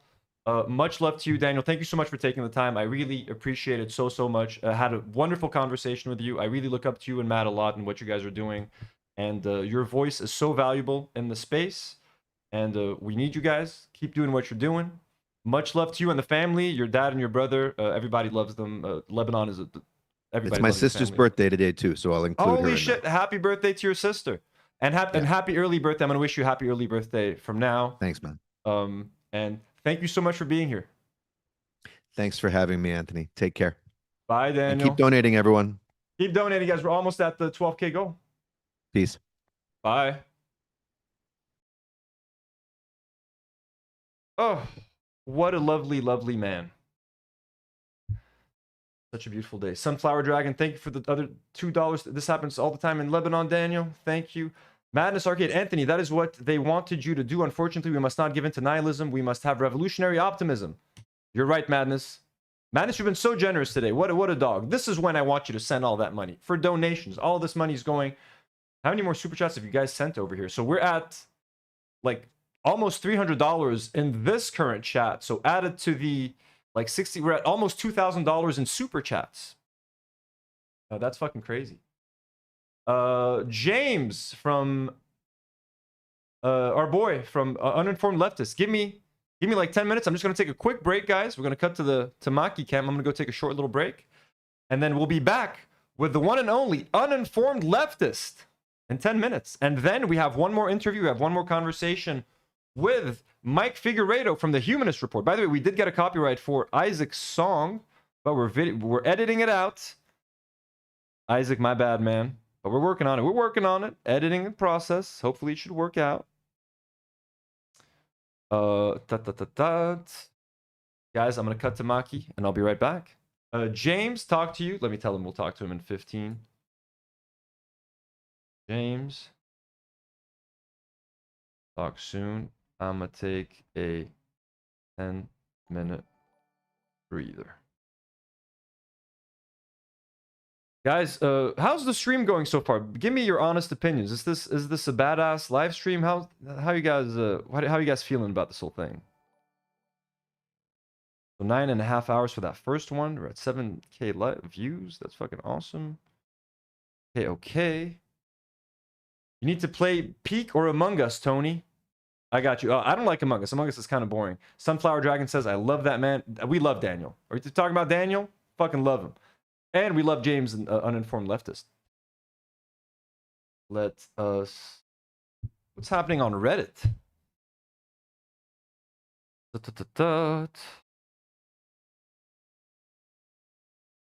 Hopefully Reddit is enjoying this.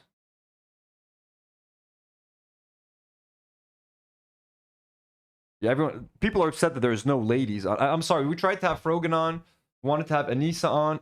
I don't know Denim, so I was like shy to reach out. Not shy, but like I was like, I don't think she's gonna be too busy or something.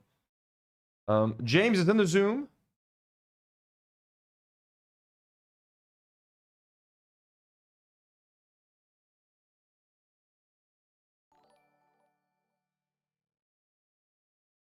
Well, I'll be right back, guys. James is waiting for us. I'm just gonna take a 6-minute break. We'll be right back. Denims would have loved to join. I bet. I'm sure I mean, hey. By the way, is Hassan streaming? If Hassan is streaming, somebody go harass him in the chat. Tell him to donate. Marin sends $5 as someone who immigrated from a so-called third world country. Doing HW when the lights would go down was kind of a vibe. Less distractions. I know, right? Homework, you mean, huh? Yves Gibran says W stream. Anthony, thank you so much, Yves. Yves, what? Look, a Lebanese viewer. Guys, I'm going to take a 5-minute break. We'll be back with James from Uninformed Leftist.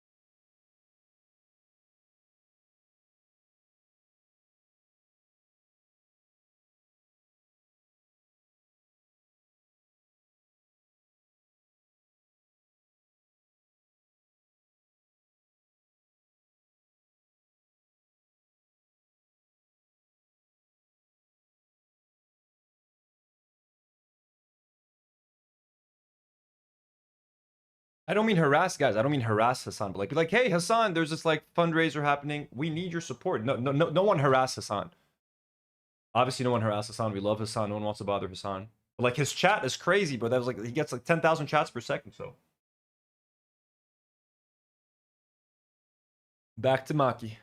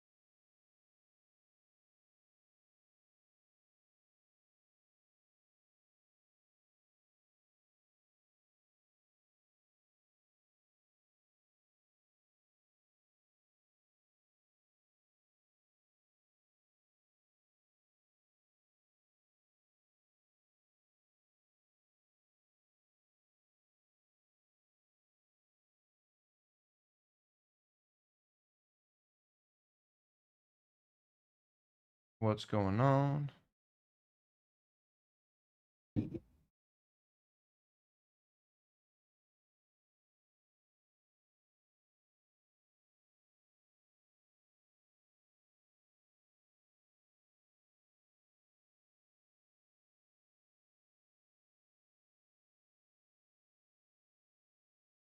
Hey everyone. Is Chuffed hanging on the payment stage? What's up? Let's see. Guys, we're at 10,515 pounds raised. We started with a goal of 5,000. But this even... Kate, did you just figure out that I'm Millhouse? Kate, did you just figure that I'm the one that H3 hates? Let's get Uninformed Leftist in here. Uninformed Leftist loves rolling around in the H3 dirt.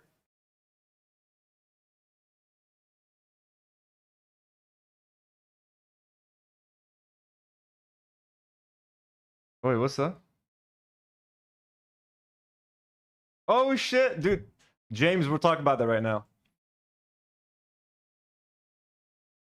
Let's get James in here.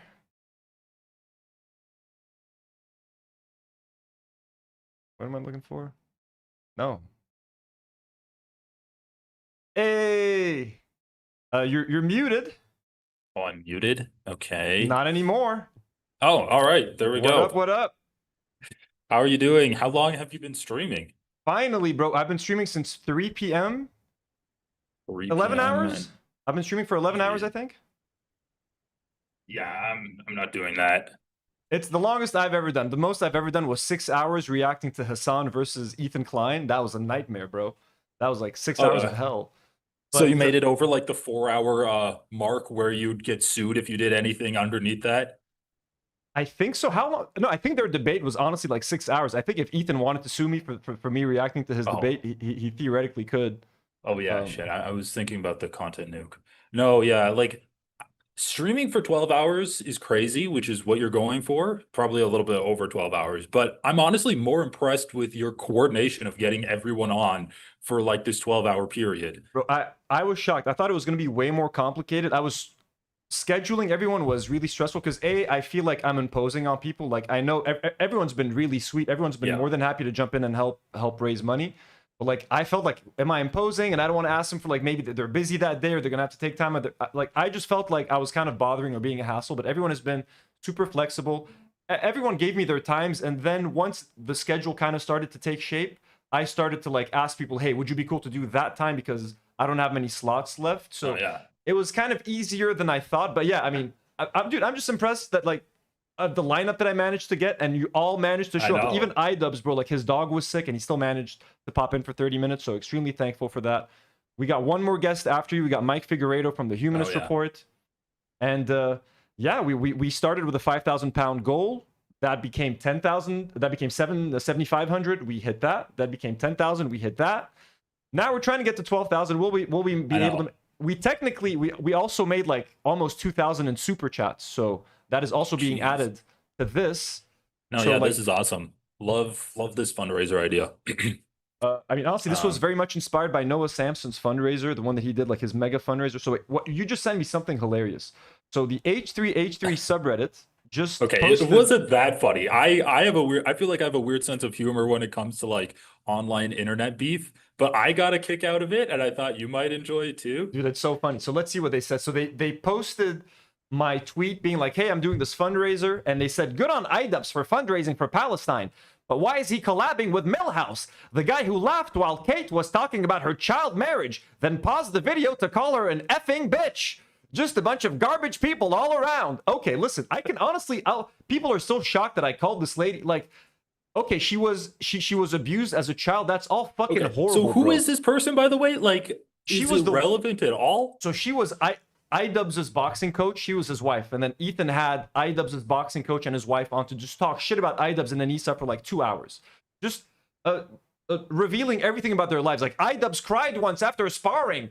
They once, like, Anissa told him he needs to have lunch, so she's a succubus. I was like, what the fuck is going on with these people? Like, they're like literally just airing out all of like Anissa, and like they were their paying customers. Like, they paid these people to coach them in boxing. Like, you can't go back and talk shit about your customers, bro. So they're literally doing that for hours. So then I just called the lady, like the wife. I'm like, this lady grew up from being, what did I say? A child bride to an adult bitch. I thought that was kind of funny, okay? It's horrendous that she was a child bride. That is a good line. It's horrible that she was like, obviously, I don't fucking condone that shit, bro. And I'm glad that she got out of it and she's trying to raise money to stop other people from getting into that, of course. But like that, that doesn't mean if you suffered as a kid, you can grow up and just talk shit about people without fucking consequence. You can still be a bitch. You can still be a shitty person as an adult, no matter what you went through as a kid. And I don't like using the word like to talk about women or anything like that. Like, it's a horrible word to use, but like that's what it was. Like, okay, she suffered as a kid. She grew up to be an asshole, bro. She's an asshole. I should have used asshole. I should have said child bride, adult asshole instead of the B. No, I love the things that like this whole community that you and I have been covering choose to be pretty much like performatively outraged about. Like, it's the whole thing where you're like, because I went back and I'm like, what was Ethan Klein actually saying about you? Because like, where did this whole thing where they're like triggered by your presence come from? And as far as I can tell, it stemmed from you talking with Frogan and the Arabs podcast, and you're like, hummus. Israeli hummus is cultural appropriation. Yep. And then Ethan's like, Israeli hummus is just Arab hummus, although Israeli hummus is cleaner and it's more perfect than Arab hummus is. He's like, it's clean. I'm like, what do you mean clean? And it's kosher. He's like, it's kosher. Like, what do we put in our hummus? All hummus is kosher, bro. Like, hummus is halal. It's chickpeas and lemon and oil. It's like, what are you talking about? No, yeah. And I had done, what was sad is like, I had done a very thoughtful, long, like hour-long podcast just talking about H3 and why I was a fallen fan, what I thought the podcast was doing. That was the first time I ever addressed the H3 situation on my channel. They completely ignored that video. And just like, look at this anti-Semite saying that hummus isn't Israeli. I'm like, what? Like, you just ignoring everything else that I said in this other. You're not even. They're pretending that video never happened, never existed, and they just focused on. And then they caught the clip of me when the Israelis were running from Iranian drones. Yeah. I was maybe not the most upset at that footage, which again I don't feel very proud of. I mean, I'll take it back. Well, I mean, you watching that footage and not condemning Hamas every 5 seconds means that you're a terrorist supporter, according to Ethan Klein. I mean, I'm sorry, seeing Israelis who 89% of them support what's happening in Gaza, getting a small taste of their own medicine. By the way, none of them got harmed. No one got hurt. It was a performative retaliation by the Iranians, which they had every right to do because the Israelis had bombed the Iranian consulate in Syria and murdered like a bunch of high-ranking Iranian generals. Right. So it was a completely legal retaliation. No one got fucking harmed. And yeah, some Israelis were running around in fear. Oh no, I took some glee into seeing that, getting just a little small taste of their own medicine while they're out there butchering kids every day. I'm sorry, you're getting in on the spiciest of stuff. James does not stand by any of the things that I'm saying right now. But it's honestly, it's just very nice to finally meet you. No, I can't. I've been watching your shit for months. Really enjoying you stream at like really weird times. You stream like really late. Like, dude, when I wake up early mornings, I'll see you live streaming. Yeah, don't get me started on that. My sleep schedule has been atrocious. We had a long weekend in the US like last weekend, and so it's just like basically staying up till the birds were chirping, then went to bed, and like waking up at 5 p.m. It was not good. So I'm trying to recover from that. But yeah, I'm probably gonna my streaming schedule is so messed up. But I think it's kind of funny. We have been streaming, like overlapping each other a few times, like on Wednesdays. Same time? Yeah, really. Like on Wednesdays, I'm streaming, and then I'll get in chat like Anthony's streaming on the Do Not Worry podcast. I'm like, oh, that's crazy. I'll do it. Okay, next time that happens, we'll try to get you on sometime. Like now that we have the Zoom thing, and I'm kind of figuring out like the layout and stuff. By the way, Veronica H. Song, who's one of our like best viewers, like coolest members in our community, wants to make sure I say hi to you. She says, say hi to the lefty guy for me. Veronica, we say hi. All right. We're telling him hi. And Nola Magnolia, thank you so much for gifting so many memberships today. Very sweet of you and very generous. Thank you for everybody donating. You guys are awesome. Yeah, James, I mean, I don't know if it's a competition, but let's try to get as much donos and donations to Chuffed while I'm on during my segment of the stream. Let's fucking do it. I don't know if we're tracking that. that. No, it's all right. We've already done great. We've gotten a bunch of super chats already since you've been here. So we appreciate you, dude, so much for being here. At the tail end of this, like this is, I got you, then I got Mike at the end, but I couldn't be happier to be talking to you two at the end of this. I'm so glad we're finally doing this, man. And yeah, I feel like we've kind of been lumped into the same crowd for a bit. And yeah, I feel because your kind of channel took off too, like last October, right? When you started covering like the breakup between Hassan and Ethan Klein. So yeah, essentially we started when Israel started bombing Lebanon. One of our clips went viral on Twitter that Hassan reacted to. That kind of got a few more eyeballs. Like our channel grew by like 3,000 subs when that happened, just a little bit in like a week. And we kept talking about the war because Israel was like bombing us, and people were getting this like perspective, this Lebanese perspective. And then Ethan, by the way, Nour is saying chat is hot for James. Everybody's in love with you. Everybody's feeling you right now. So all right, well, I don't want to make you uncomfortable, but well, I hope they love me for what's on the inside, because they do. No, that's and the they only love thing you that counts. for up here and there, and you know. I love Chad too. She wanted me to say that. But so that's how we kind of got started, and then I made like an hour-long like deep dive into like how Ethan Klein was killing the H3 podcast with the Zionism. And I went point by point. Like this is when I stopped watching. Ethan said those 4 things that made me very uncomfortable.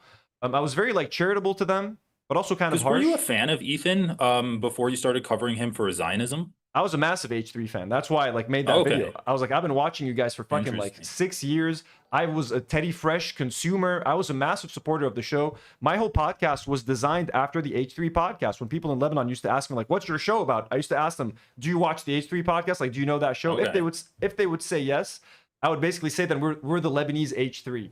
Like that's the vibe we were going for. Like me chilling with the crew. We would talk about Lebanese, cringe Lebanese social media influencers. I liked the vibe that they had going on there. I kind of tried to like replicate like the colors that they had. Just make it like a fun, bright, chill show. Honestly, like I feel like your podcast is kind of the H3 podcast without all of the toxicity added to it. And the Zionism. Yeah, and the Zionism. That's what we used to be. So once I made that first initial video about Ethan, we got a lot of fallen fans being like, yo, dude, like we're fans just like you. Like everything you said, I can relate to. So we started the channel started to really grow after that one video. And it did for my channel, it got like 67,000 views or something. Like for my channel, that was huge. My videos don't normally do that well. So that video kind of took off. We started to get a lot of like fallen fans. And then I went on the Arabs podcast. We talked about the hummus stuff. And then H3 talked about that. So I responded to them. That was your mistake. Yeah, so they respond to me. I responded to them. So then I started talking about Ethan like week after week. And more of his fans were like funneling into my channel. Like, hey, fuck this guy. This guy's way more fun. And they're not Zionists. So that's how we steadily grew from like 10, 11,000 subscribers to like almost 30,000 now. Like, part of me is always worried that, like, Yeah, is that's it all awesome. just because, like, H3 and, like, once we stop talking about H3, are people going to disappear? But, like, no. I've been doing this long enough now, and, like, we do episodes that have nothing to do with Ethan. They might not get as many views, but, like, the engagement is still there. We have, like, a core group of viewers that, like the show for what it is. They like the vibes. Yeah. And sometimes we talk about Ethan and they don't get that many views. Like, it's gotten old at this point. Like, how many times can we fucking say the same shit about Ethan? Like, you know what I mean? Like, I know, seriously. Yeah, that's something I've been thinking about too on my channel. Like, started just talking about Ethan Klein, but I've wanted to make a political YouTube channel for like a while before that. And like obviously at the beginning, the content that wasn't about Ethan Klein got less views because that was like the drama that everyone wanted to watch. But now I feel like I have a pretty consistent viewer base for kind of all of the content and all of the live streams that I put out there. And I do think that like this Ethan Klein drama is a good vessel, not only to get people watching your content, but to get people like aware of your politics and your kind of ideology that you want to push out onto the world and your kind of like internet activism, even though that has a negative connotation. I still think it's important when a lot of people are spending a lot of their time on the internet. Is your content that's not specifically about like H3 podcast and Israel and Zionism, would you say you have a pretty big political tinge to it? Or is it more like pop culture stuff, as you say? we used to be a mainly like pop culture, like Lebanese cringe, and also like life in it was very Lebanon centric. Like, we very rarely touched on like international stories. It's literally when the genocide in Gaza started, I was like, I can't not speak out about this, even though it wasn't happening in Lebanon. Like, there are next door fucking neighbors and they're being fucking brutally murdered. So we started to talk about what was happening in Gaza every single week. We did one episode a week. That's what we used to do. Just one pre-recorded episode that we did. And so we started to take more of a political tinge then. But once I got a taste for like speaking about things that actually mattered, speaking about like just the social media stuff and like the cringy stuff felt very empty and vapid. I still like to do it when we do a 3-hour stream. I love to have fun little stories peppered in there, but it can't just be like, to me, a 3-hour stream where we're just looking at silly videos no longer has much like value or meaning to me. I find way more value and I feel way more accomplished as a person if I can at least bring awareness to something that is important. And normally things like Gaza, like, people move on from that shit quickly. Like, a couple of months in, then it's like on to the next tragedy or something. The fact that Gaza has remained on people's minds for so fucking long, this genocide, people are still talking about it, is because people aren't shutting up about it. And I don't want to shut up about it, because I feel like if I shut up about it, that means I stopped caring, and that means I'm like condoning what's happening. It's like, oh, fuck it, we can't stop it. And part of me doesn't think we can stop it, and part of me thinks it is hopeless. But I don't want to just sit there and pretend like it's not happening. So to me, I found a lot, and like the fact that we can do, like, if I was running the show that I was running 10 months ago or like a year ago, I would not be able to raise $12,000 in one day for Palestine. That never would have been able to happen before. Now, thanks to getting connected to people like you guys, being in this community, I mean, Ethan unknowingly built a very powerful community of like leftist pro-Palestine creators that are now like friends, and we're looking at like everyone I spoke with today. It's incredibly fucking lovely, like from Chris Kunzler to and Matt and Daniel. I've been on their show before, but like they're fucking awesome, and it was so nice to get this. It was like catching up with old friends. I feel like I know you. I feel like this is like the 100th time we've talked, but like it's the first time we've been texting for so long. I know we've been trying to make this happen for so fucking long. I'm so glad it finally happened. Let me see what's happening real quick. No, it is true. And like, because Ethan has been shedding audience members, and I wonder about the actual effectiveness of his content, because he puts out just such disgusting misinformation on his show. But that gives people a platform like you and me to talk about Zionist talking points that other people would be spreading anyway. And then it's like a very popular figure that you can address, and hopefully people will get exposed to you rebutting like popular podcasters' Zionist talking points versus just someone on like CNN coming on and being like, oh, well, Hamas is hiding underneath hospitals, and that's why Israel's blowing up hospitals and killing healthcare workers because they thought it was Hamas. So it's like, on the one hand, he is doing a really harmful thing that I think we both agree with, spreading misinformation and just like the talking points he's absorbed through, I'm assuming, Israeli TV that's always on in his house, You got that his Elon. wife watches. Exactly. Ethan, but turn on the Israeli news. Like, come on, Ethan. What's the? I mean, Gila Klein, his wife. I don't want to be accused of Yeah, don't being call her his sexist wife. or misogynistic at all. We need Even to, though he just called Idubbbz' wife, They're- like we call- yesterday. James, we call them Pedo Troll and Raider of Ramallah. Those are their names. Those are their fighting nicknames. fighting If they were names. like MMA characters. Nola Magnolia sends $2 and says donate, and like the streams. Kiki sent $2 and says free Palestine. Michael sends $2 and says hi James from Haggis McHaggis face. Oh yeah. We got some more. Everybody loves you, bro. We got Kate. Sell channel names.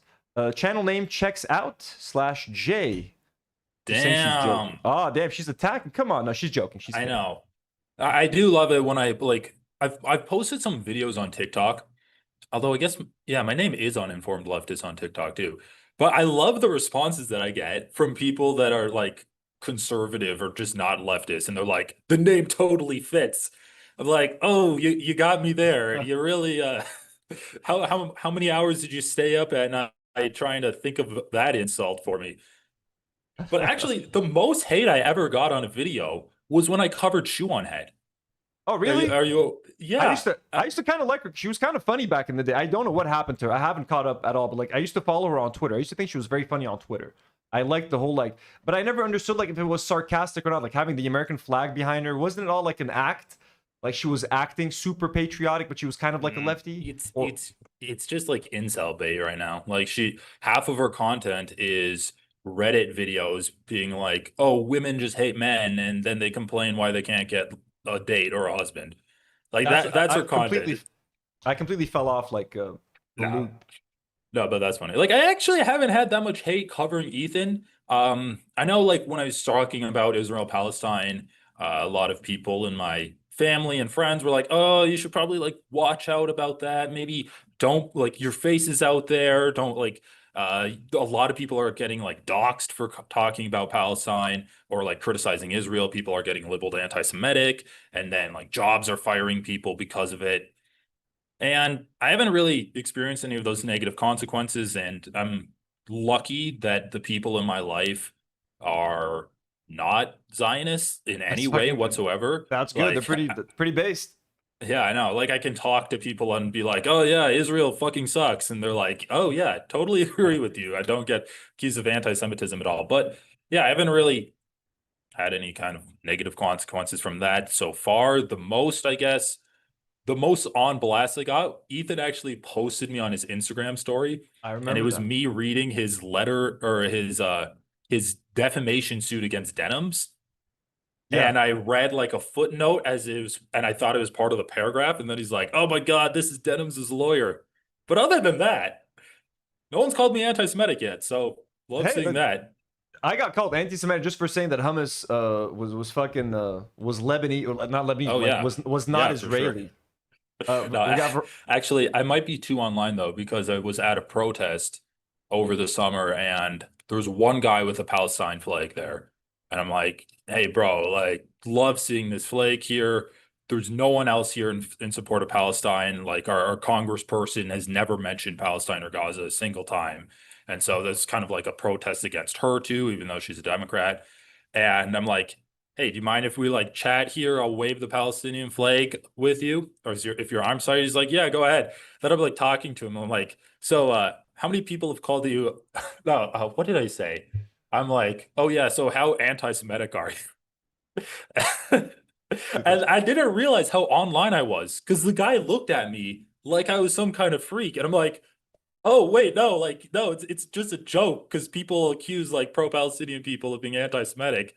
And he's like, oh, okay. I love maybe give me my flag back now. I loved your comment when I was trying to explain to Daniel like the pedo troll stuff. You're like, it's like explaining to like your uncle, like like what was it, like anime lore or something like that? No, I knew he would kind of enjoy that. We are kind of, I mean, this whole thing is like the most online. The whole Ethan, like really when Ethan and Sam Cedar were like debating, and like I was like, holy fuck, dude, it's like the Avengers trailer dropped or something. I was like, holy shit. It's fucking awesome. Like, it's insane. The height of that whole thing was, but I mean, what can you do? Did you It's so hear that weird. AB donated Oh to yeah, this? go ahead. AB donated to this charity. AB Ooh, donated 300 nice. pounds, bro, to the charity. Damn. How crazy is that, dude? Like, AB, part of me, that's sick. I'm so conflicted. I'm like, that's so sweet and generous of him. And I said thank you. I hope you got to see the thank you that we said live on stream. I even sent him a DM like, yo, thank you for the generous dono. But I mean, also, it's like, do I have to just be nice to him now? Like, I want to be nice to him, but like, do we have to like overlook all of the things that he does? You know what I mean? Just because he donated. And it's like, of course not. Like, we only criticize AB when it's fair to criticize him. We're not trying to go after him to be assholes. Mhm. But like, I also want to be able to give people credit for doing the right thing and like donating $300 to a charity that desperately needs money to people who desperately need money. I think is I very. mean, do you think AB would ever agree to have a conversation with you?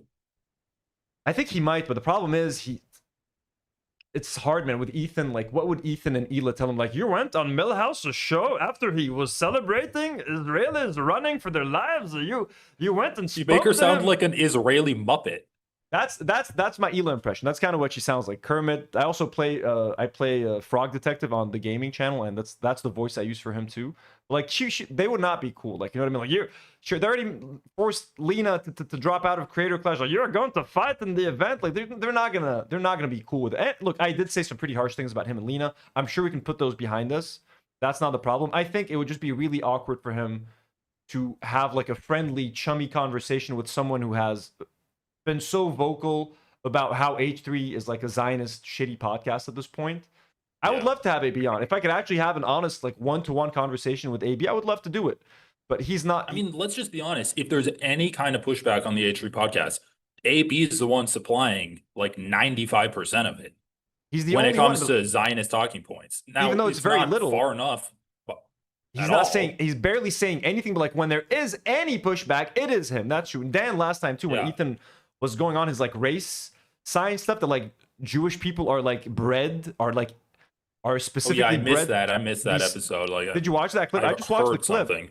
He was talking about how like 10,000 and he said 10,000 years ago, Jewish people, Oh, yeah. like the women were more attracted to the Gentiles and to the scholars and to the ones who kept reading, so they were unintentionally selectively breeding themselves and making smarter people. So he's basically just insinuating that like, yeah, Jewish people are smart and like Arabs aren't, and like that's because, hey, Jewish people were unknowingly selectively breeding. And he literally said, like, he was comparing it to dogs. He's like, you know, they're saying these traits and how, you know, intelligence is passed on from the parents to the children. And then Dan was like, yeah, I don't think that's how it works.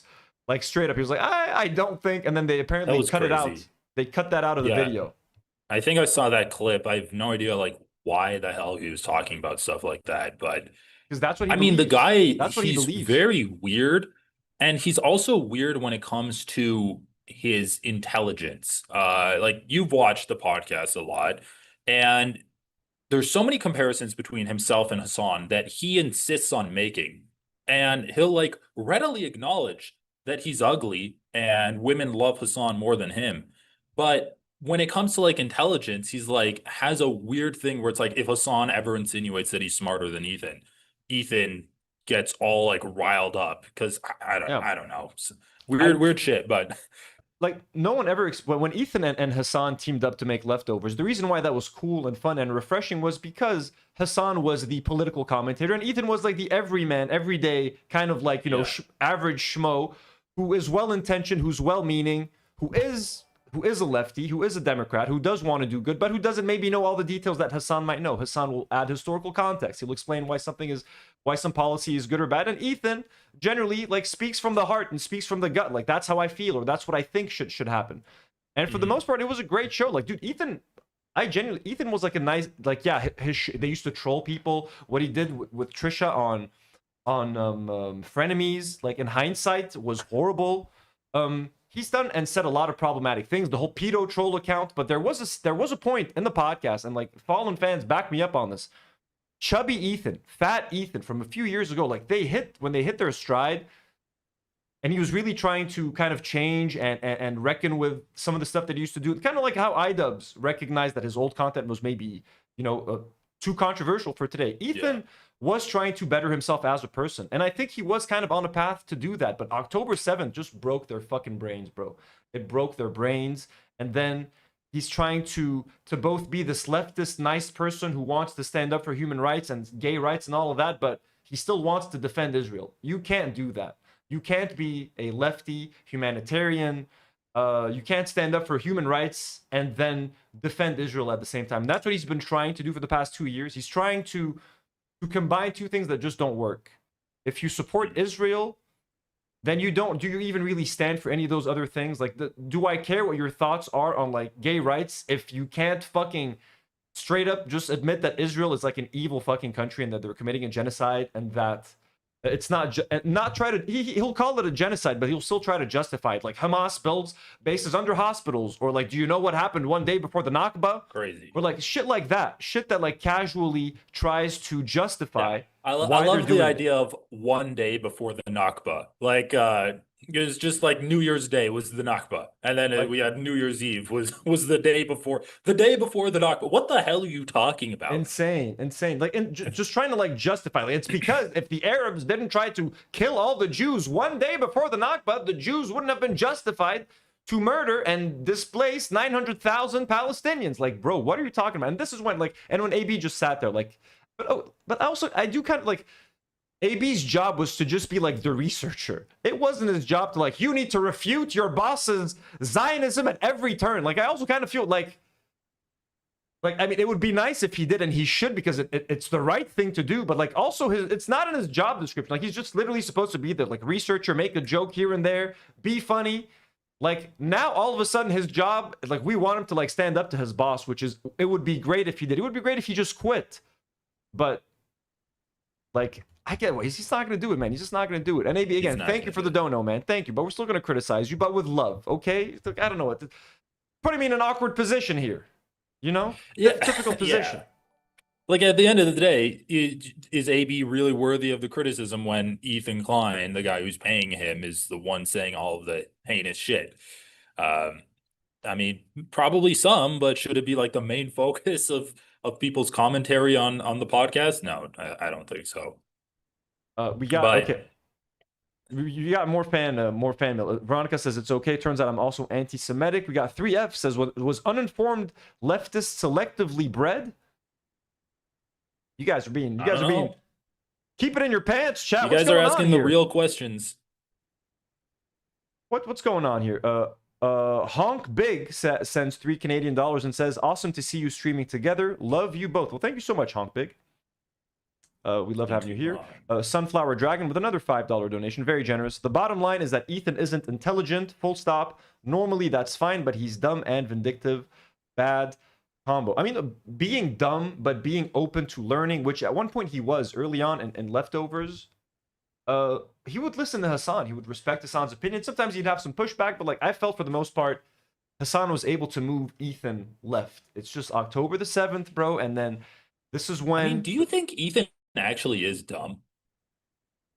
I mean, he's like dumb. No, he's not because he's definitely brainwashed by Israel. Yeah, he's like, I don't see that he's exceptionally, like, his brain works slower than other people. No. He's not an idiot. He's not an idiot. He's and like, look, bro. I mean, they as dumb as you want to call him, he and his wife ran an incredibly successful YouTube channel. Like, yeah, call it's some kind of intelligence. You know what I mean? Like, they knew how to make entertaining videos for many years. They grew the podcast, and when their podcast started, it was horrible. They were able to turn, like, they knew how to hire really good people. They have a good eye, usually, I would say, for like hiring crew members. At least back in the day. Like, now they've all turned out to be like, you know, like shit for the most part. But like,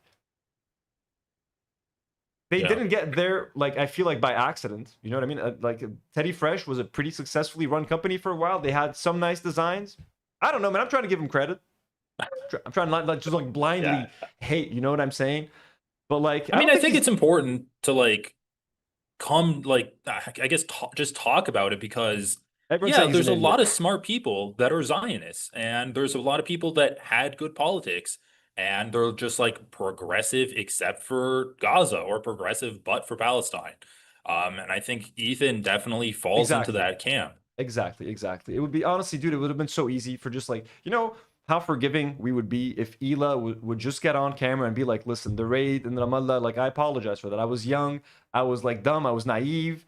I just wanted to go on like an adventure. I thought they were terrorists. I thought we were saving the world, but like looking back at it now, it was pretty fucked up. Like, you know how far that would go? Like, okay, we get it. You were brainwashed. You lived your whole life there. You were raised thinking that like Palestinians are the devil and they're all out to kill you and they're all out to get you. But you're not 18 anymore. Yeah, like like she was young. I get it, bro. I get it. Okay, but like the fact that they dig their heels in the sand, they're like, no, well, actually, there's some intelligence that the person that she raided might have actually been a terrorist. Like they're literally trying to build this like fan fiction. And even though when she told the story the first time, she literally said like, we have no idea like what those people had done or if they were even like criminals. Now, like just to try to justify, like, no, actually, you knew that like there was a terrorist. Like it's like, bro, just fucking say that, like Cenk. Everybody's criticizing Cenk Uygur, and there's so many reasons to criticize TYT and Cenk Uygur.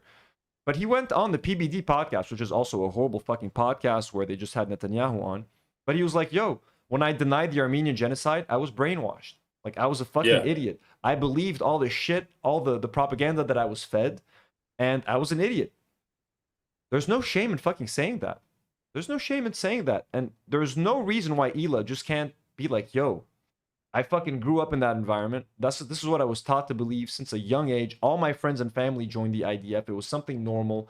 I was young and naive. I wanted to go on like on an adventure. I felt like I was wasting away behind a desk, and everyone else was like going on these missions or whatever. It was dumb. It was stupid. I feel bad about it, bro. I would be way more forgiving if she said something like that. But like they just. I mean, it's like that is expecting her to be a normal person. What I would. Like, the lowest bar for me, I guess, is... Okay, the lowest bar of an acceptable level of Zionism is simply not talking about it. If you don't talk about it, I don't really note it. I noticed that some people aren't talking about it, but, like, especially if you're apolitical, like, their podcast was pretty apolitical at the time, and they're not talking about it, they're still going to get criticized for not talking about it. But is it going to be that bad? But then they fucking, like, attack the people that are talking about it. Like, I think there's like two different levels of, well, I guess three different levels of Zionist content creators. You have the ones that don't talk about it. I'd throw like Brian Tyler Cohen in there, Stephen Colbert, any of the late night show guys that are liberal that aren't talking about Israel and Palestine. Then you have the guys that are liberal Zionists, but they're actually criticizing the leftists for being too anti-Semitic or like being a little too vocal in their support for Palestine and the people of Gaza that are getting genocided. And then you just have like the Zionists that will defend what Israel's doing until their dying breath. Exactly. But it's like, go ahead. No, I'm sorry. No, I cut you off.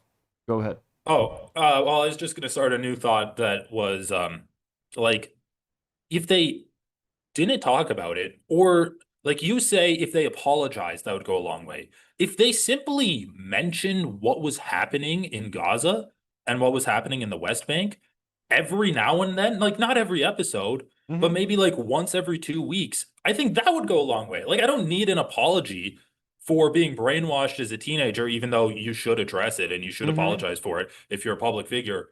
But like, that's irrelevant. What is relevant is telling their audience what's actually going on, because the people in their audience think it's just a war. They think it's just war. They think that Hamas can get peace at any time. They think Israel could get peace at any time. It's the same as Russia and Ukraine, right? They literally call it a dispute sometimes. They've called it like the dispute that's happening over there. Yeah. A little dispute that's going on. And actually, if Hamas released the hostages, it would be over in a day. Oh, like it just, I get so triggered when I remember, like, Ethan Klein made a video and he was talking about back in like, I think it was like April when Hamas had that ceasefire with Israel and they were releasing hostages, like a few hostages every week or so. And he's like, oh, Hassan is critical of Israel, but I always keep in mind the plight of the Palestinians at the top of my head. Why can't Hassan do the same thing? Which he misspoke there. He meant, why can't Hassan do the same for Israelis? He's kind of an idiot. But needless to say, he's lying there. He never cares about what's happening to Palestinians. He never talks about it once. The one time I heard him talking about what was happening in Gaza is when he covered the AI video that Donald Trump put out about how the colonized Gaza. Like that's the one time I heard him bring it up at all. Since then, And- he's never mentioned a single thing that's happening to Actually, Palestinians. Ethan and Ela have mentioned dead Palestinians a couple of times. You know, when Iran attacked Israel and they accidentally like bombed, they killed like 2 Palestinians. Ela actually did talk about those Palestinians. Like, look, Iran killed these poor Palestinians. Like, it's like the first time because They were living in Israel. By the way, living in Israel. Like, and she's trying to show that, like, look, these people that you claim are being heroes are actually killing. Like, that's the only time she felt bad for Palestinians, when they were killed in Israel by like Iran, just to prove that Iran are pieces of shit, just because she could use these dead Palestinians to make Iranians look like shit. So they will talk about dead Palestinians only when it fits their own narrative. They laugh about that. I don't think they feel bad. They use dead Palestinians in Israel as a way to criticize Iran, or as a way to criticize the Houthis in Yemen. Because, oh, look, the Palestinians who are living in ghettos within Israel are experiencing the brunt of the retaliation for Israel's colonization and their aggressive imperialism on the region. And then the people that they have like siloed off in ghettos without any bomb shelters, without the Iron Dome, without any kind of missile defense, are getting killed because, of course, they are. They're the only ones that don't have any protection. And then Ethan laughs about it. Like, it's just so disgusting. I like, man, when he asked the guy, Sam, like, it's just like every time, man, his depravity gets me. When he asked Sam Cedar in their debate, like, isn't it weird that there are no bomb shelters in Gaza? And he thought that was like a gotcha. It was like, bro, what the fuck are we talking about?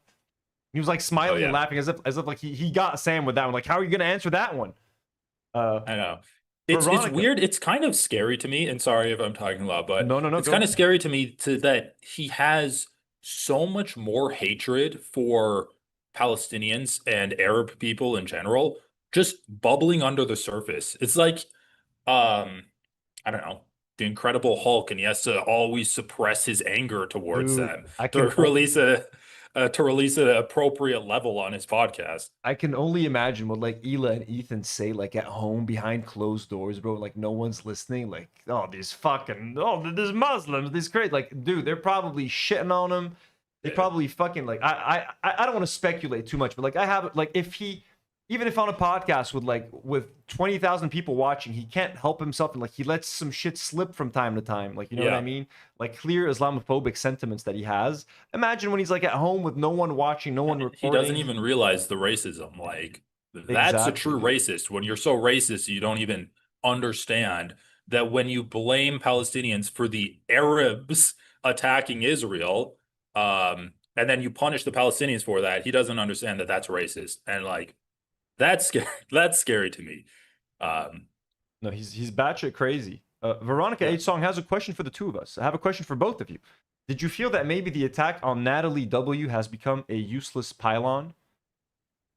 Natalie, is that the ContraPoints? ContraPoints. What do you think about that whole thing? ContraPoints just said so what I think her channel got taken down recently, right? Is that true? Did she, or did she like get off social media or something? I remember people like it was a very like liberal Zionist like.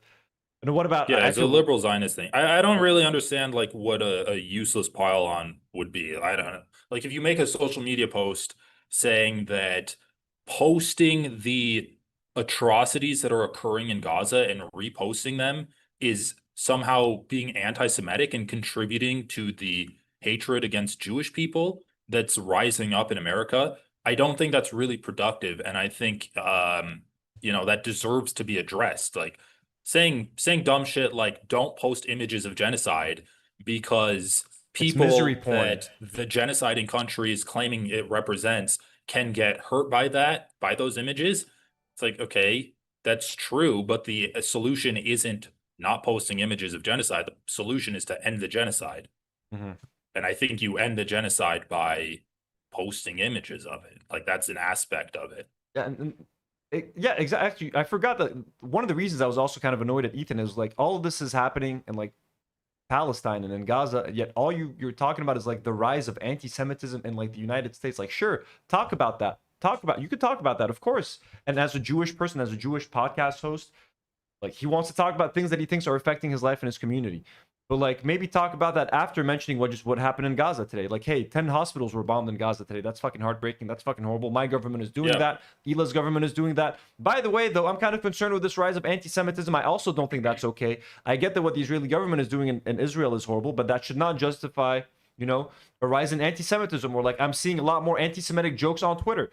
Twitter is extremely anti-Semitic. It's fucking insane. Like I usually just engage with like anti-Zionist, anti-Israel content, and for some fucking reason, Twitter will show me like some fucking anti-Semites posting like the fucking like the Jewish meme where the guy's like, I'm like, what the fuck is this? Like Twitter has become a cesspool of like garbage, and I completely get why a Jewish person might be concerned.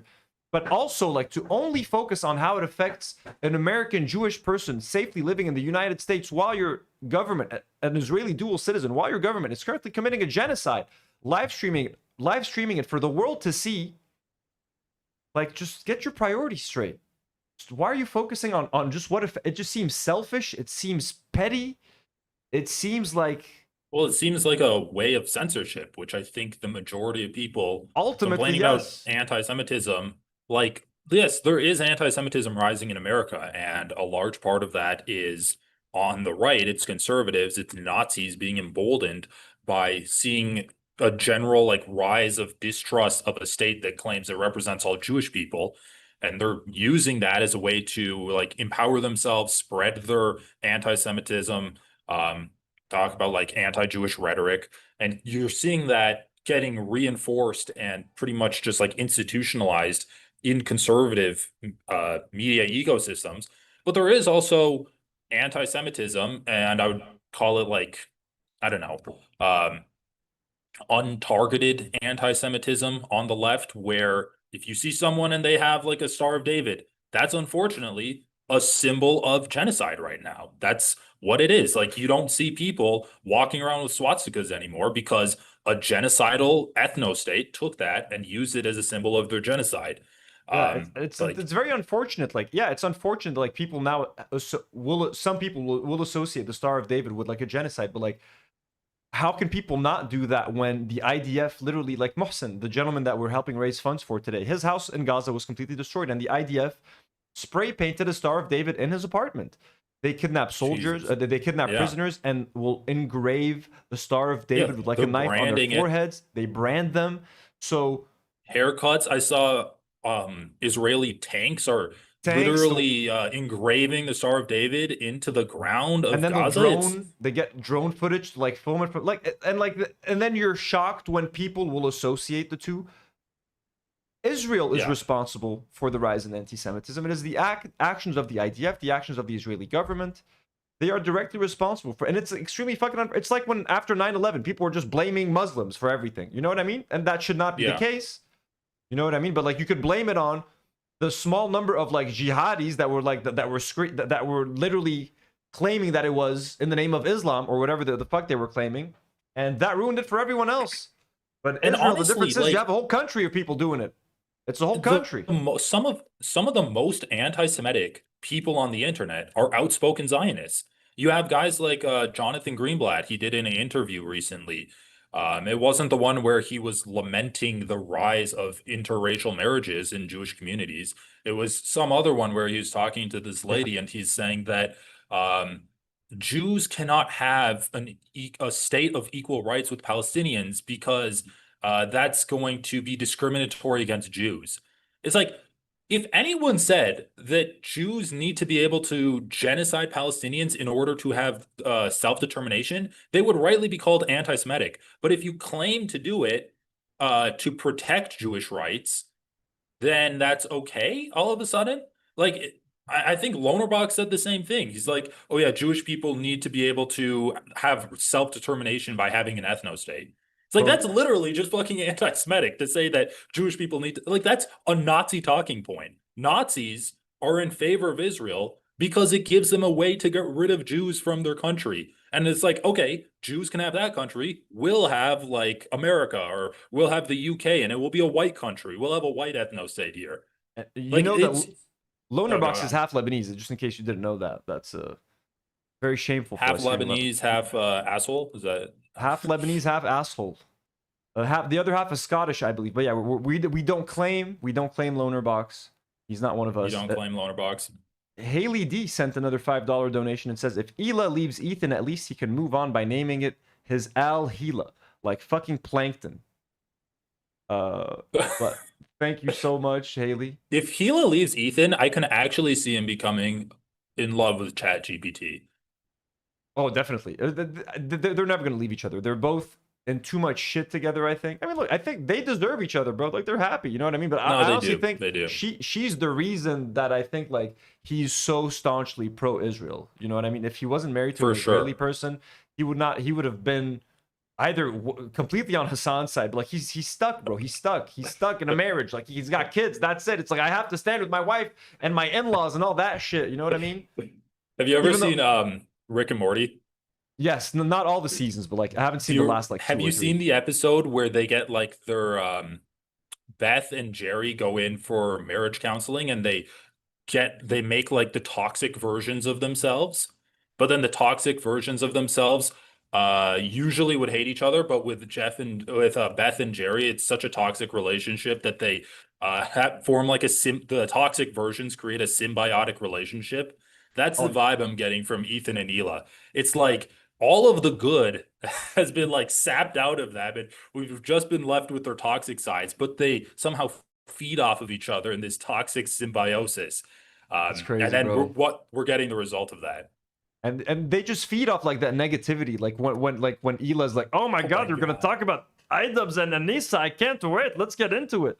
Jawad M sends $20 and says, just got off work and I'm tuning in. By the way, Ethan doing a eugenics argument was batshit.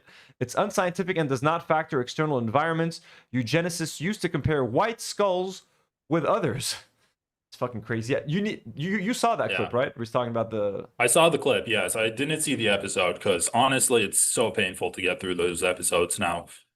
It's hard. And now that he's not even doing like the drama stuff, like it's like, who cares now, bro? Like the only reason we were even watching you was to see like what shit we can use to commentate. He's going to do it again. His views have been dropping off. Oh yeah, but yeah. Don't get close to Ethan. He might check the back of your skulls to see how many bumps you have. Dude, they're struggling to hit 400K now. Like how fucking like that's crazy. It's literally been like this. Like it was like, okay, struggling to get 800K, 700, 600K. Now it's like 400. Like goddamn, like they're really doing it. Because I mean, bro, the Destiny fans, that's who he was appealing to, and now they're all gone because of the pedo wars.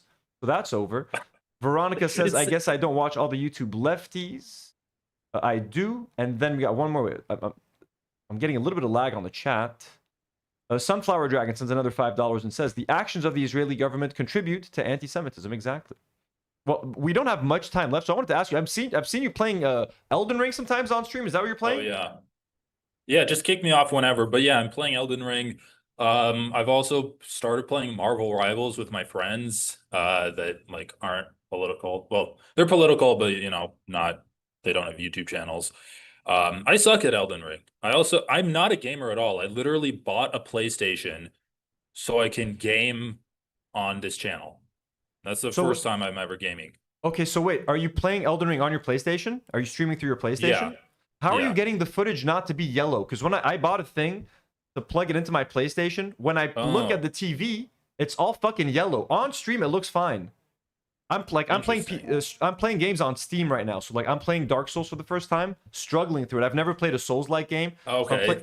I'm playing Dark Souls for the first time. I'm playing it on my gaming channel, Do Not Worry Gaming. You should subscribe if you're not. I also do truck simulation, and I'm running a water park on there, James. How are you not following up on all of that? That sounds fucking sick. No, I got remote play just on my computer, and then you can connect it to your PlayStation, and then it's just a window on your computer that you can stream. So you're streaming PlayStation. So you're streaming the footage onto your computer. You're not actually connected or anything. Yeah, I have no hard connections whatsoever. It's remote, so it's pretty cool. Okay, I don't think I have the internet connection, but I bought this like Elgato thing, bro. It was like $100 or something. It's like it's kind of like a capture card for your PlayStation. So I plug my PlayStation into this, and I plug this into my computer. But for some reason, once you do that, the PlayStation footage, when I'm watching it, is yellow. On stream, what the viewer is going to see, you're going to see the normal colors. You're going to see the game looking normal. But they're making it on your impossible computer screen, it's yellow. Yeah, like I can still see the game, but like all of the colors have like this yellow tinge. It's like someone put a yellow filter on top of it. I don't know if it's like a like some kind of security thing for PlayStation to like discourage you from streaming. If anyone knows what the fuck is happening, I don't know. That Please sounds let me like some know. kind of error or like Maybe I have this weird some kind of Elgato thing, defect. bro. Look at this I don't thing. know. Someone, Check out I remote forgot what play. it's called. It's What is worked this pretty thing called? smoothly for me. Just gotta set it up. But now Elden Ring's been fun.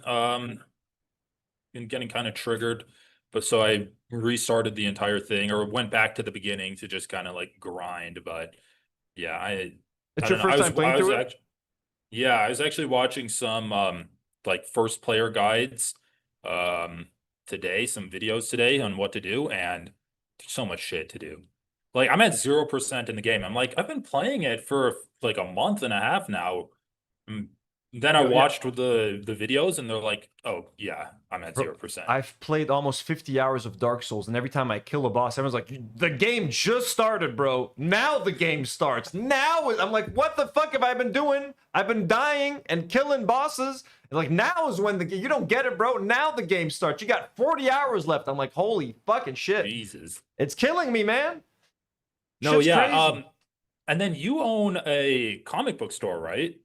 Not a comic book store. Not a comic book I have, store? I have a comic book business where I sell vintage comics. I work with this like local board game store. They're called Multiverse Games, where they sell board Ooh. games, Funko Pops, That's stat collectibles and shit. And I have like my own little corner there with my own vintage comic books and stuff. But I've been collaborating with those people for many years. I wanted to open a comic book store.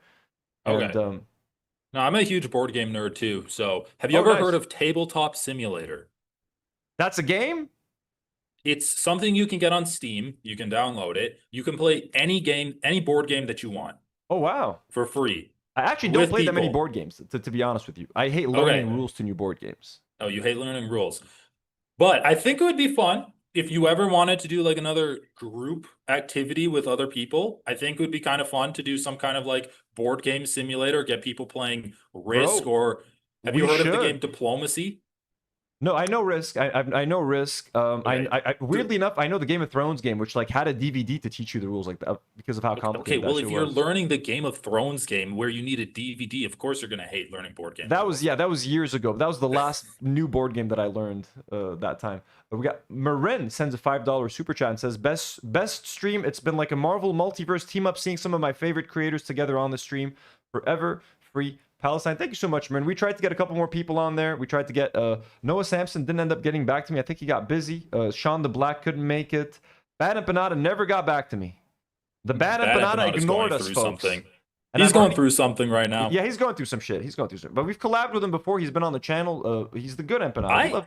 I talked to Bad Empanada like a week into starting my YouTube channel, and then since then he's been like ignoring my DMs. And I feel like I had a good productive conversation with him. He got too big for us. He's big timing us. That's what's happening. People in my comments were like, "Oh, you should start a podcast together. This is the most hinged I've ever heard him."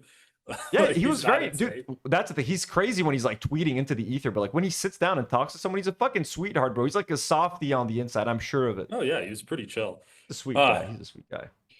James. Well, I don't want to run over Mike Figueredo. Yeah, no, exactly. I was gonna say because he's only got 30 minutes before he does Leftist Mafia, so we're gonna get him in a few minutes. James, Oh, yeah.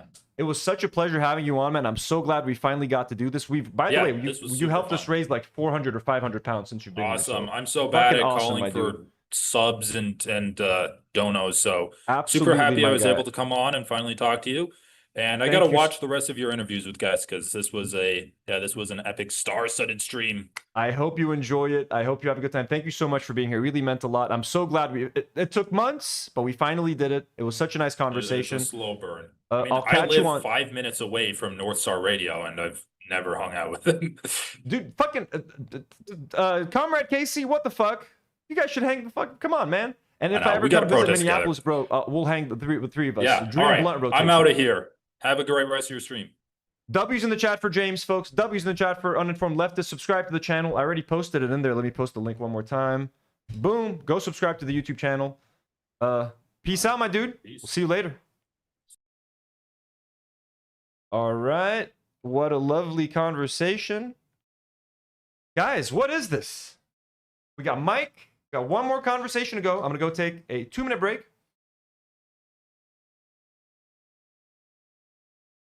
Did I dox someone? What? Oh, no, you just said he lives close to... Mike is in the chat. Mike, Mike, I'll be right there. Let me tell him. We'll be there in 2 minutes.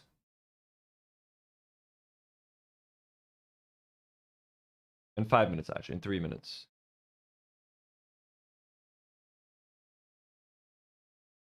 Huh?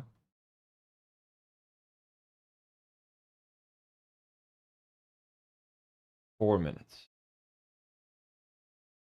Guys, Humanist Report, are you kidding me? I've been watching this guy for so many fucking years. Oh no, did we lose internet? Don't tell me this happened now. What? Are we still live? Are we good? Did I lose anything? Okay, no, we're still okay. I'll be right back, post 2 minutes, and we will talk to our boy Mike.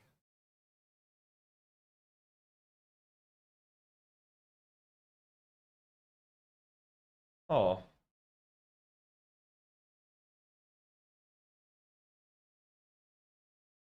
James is saying thank you for having him. James is such a sweet. Please go subscribe to Uninformed Leftist, folks. All right, I'm going to be out 2 minutes. I'll be right back, and we're going to talk to Mike Figueiredo from the Humanist Report.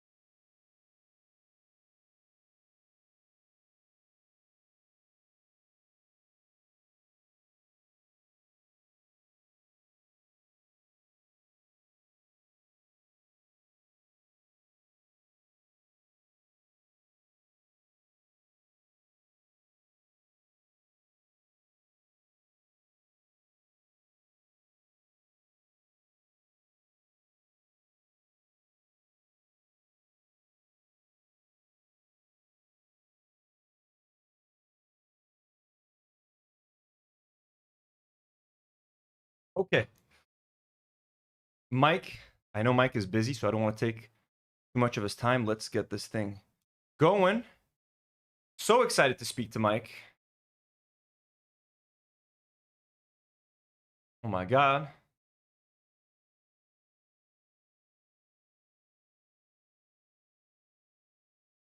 Mike, whenever you're ready, we're ready for you. Check.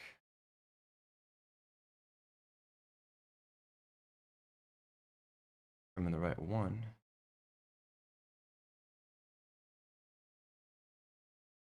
Yeah, we're in there now. Go, baby. There he is. Mike Figueiredo has entered the waiting room. Guys, please join me in welcoming the one and only Mike Figueiredo from the Humanist Report.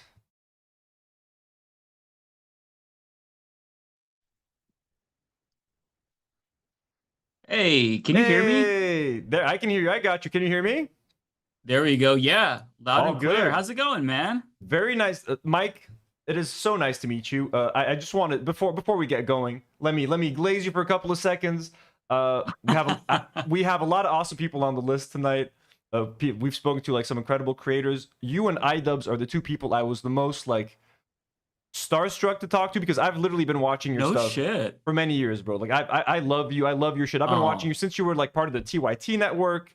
Like No that kidding. the one time you sent us a super chat, bro, and you were like, I was like, what is that Mike fucking Figueiredo, like from the human, like is it the Mike Figueiredo? I was like, how the fuck did he find my channel? Like, so it's just crazy to me that like you're here, that we're talking. I'm such a big fan of your work. I have been for so many years. I think you do incredible work. I love leftist. You guys are about to shoot Leftist Mafia in 30 minutes or something, or like in an hour.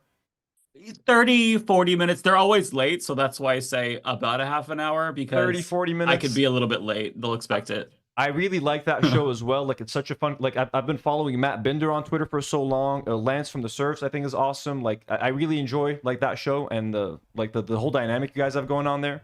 So I'm just really happy Thank you came you. on.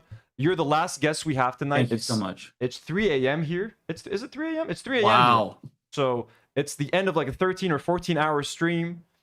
We've gotta be tired. We started with a 5,000 pound goal. We then raised it to like 7,500, then 10K. Now we've got it to 12K.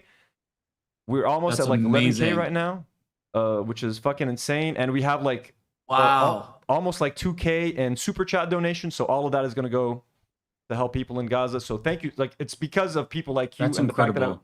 so, I mean, thank you so much for agreeing to be here and for hanging out with us for a little bit.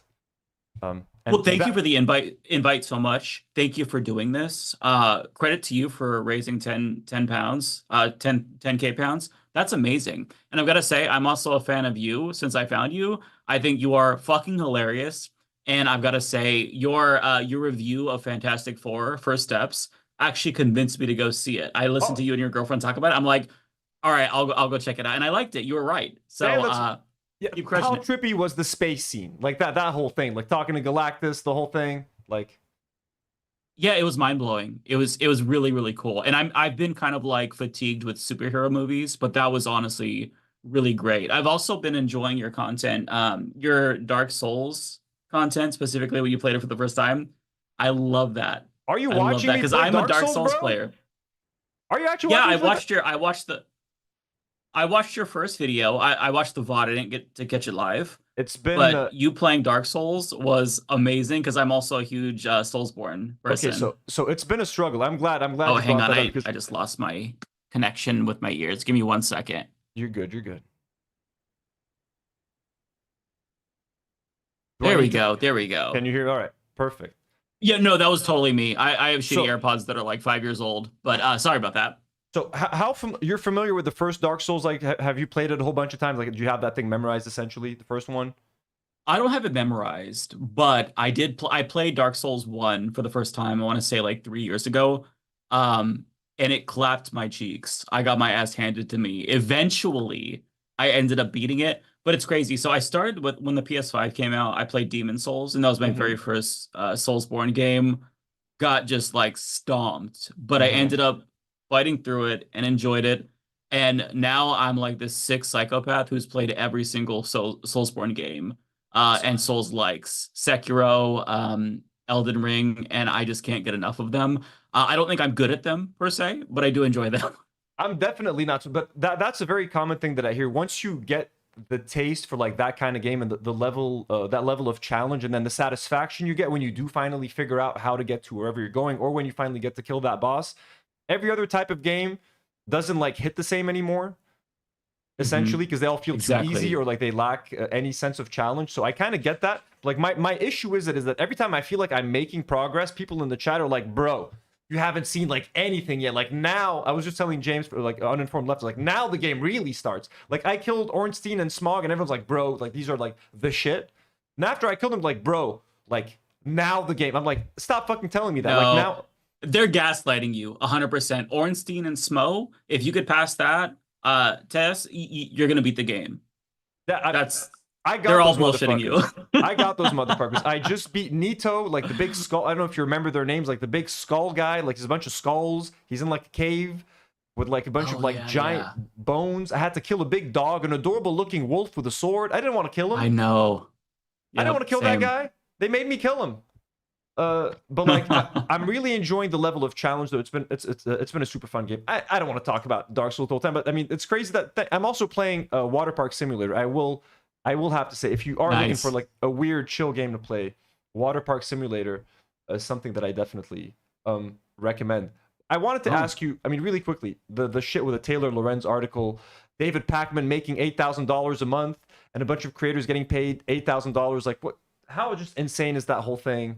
Are Are stipends normally $8,000 a month? Like, is that a normal amount of money to pay someone for, like, isn't a stipend like transportation and shit, like to pay for your food and stuff? Like, what is going on with this whole thing? And David Pakman is like threatening litigation right now. He's threatening to sue Taylor Lorenz for like defamation and stuff like that. So, like, just what are your thoughts on that whole situation?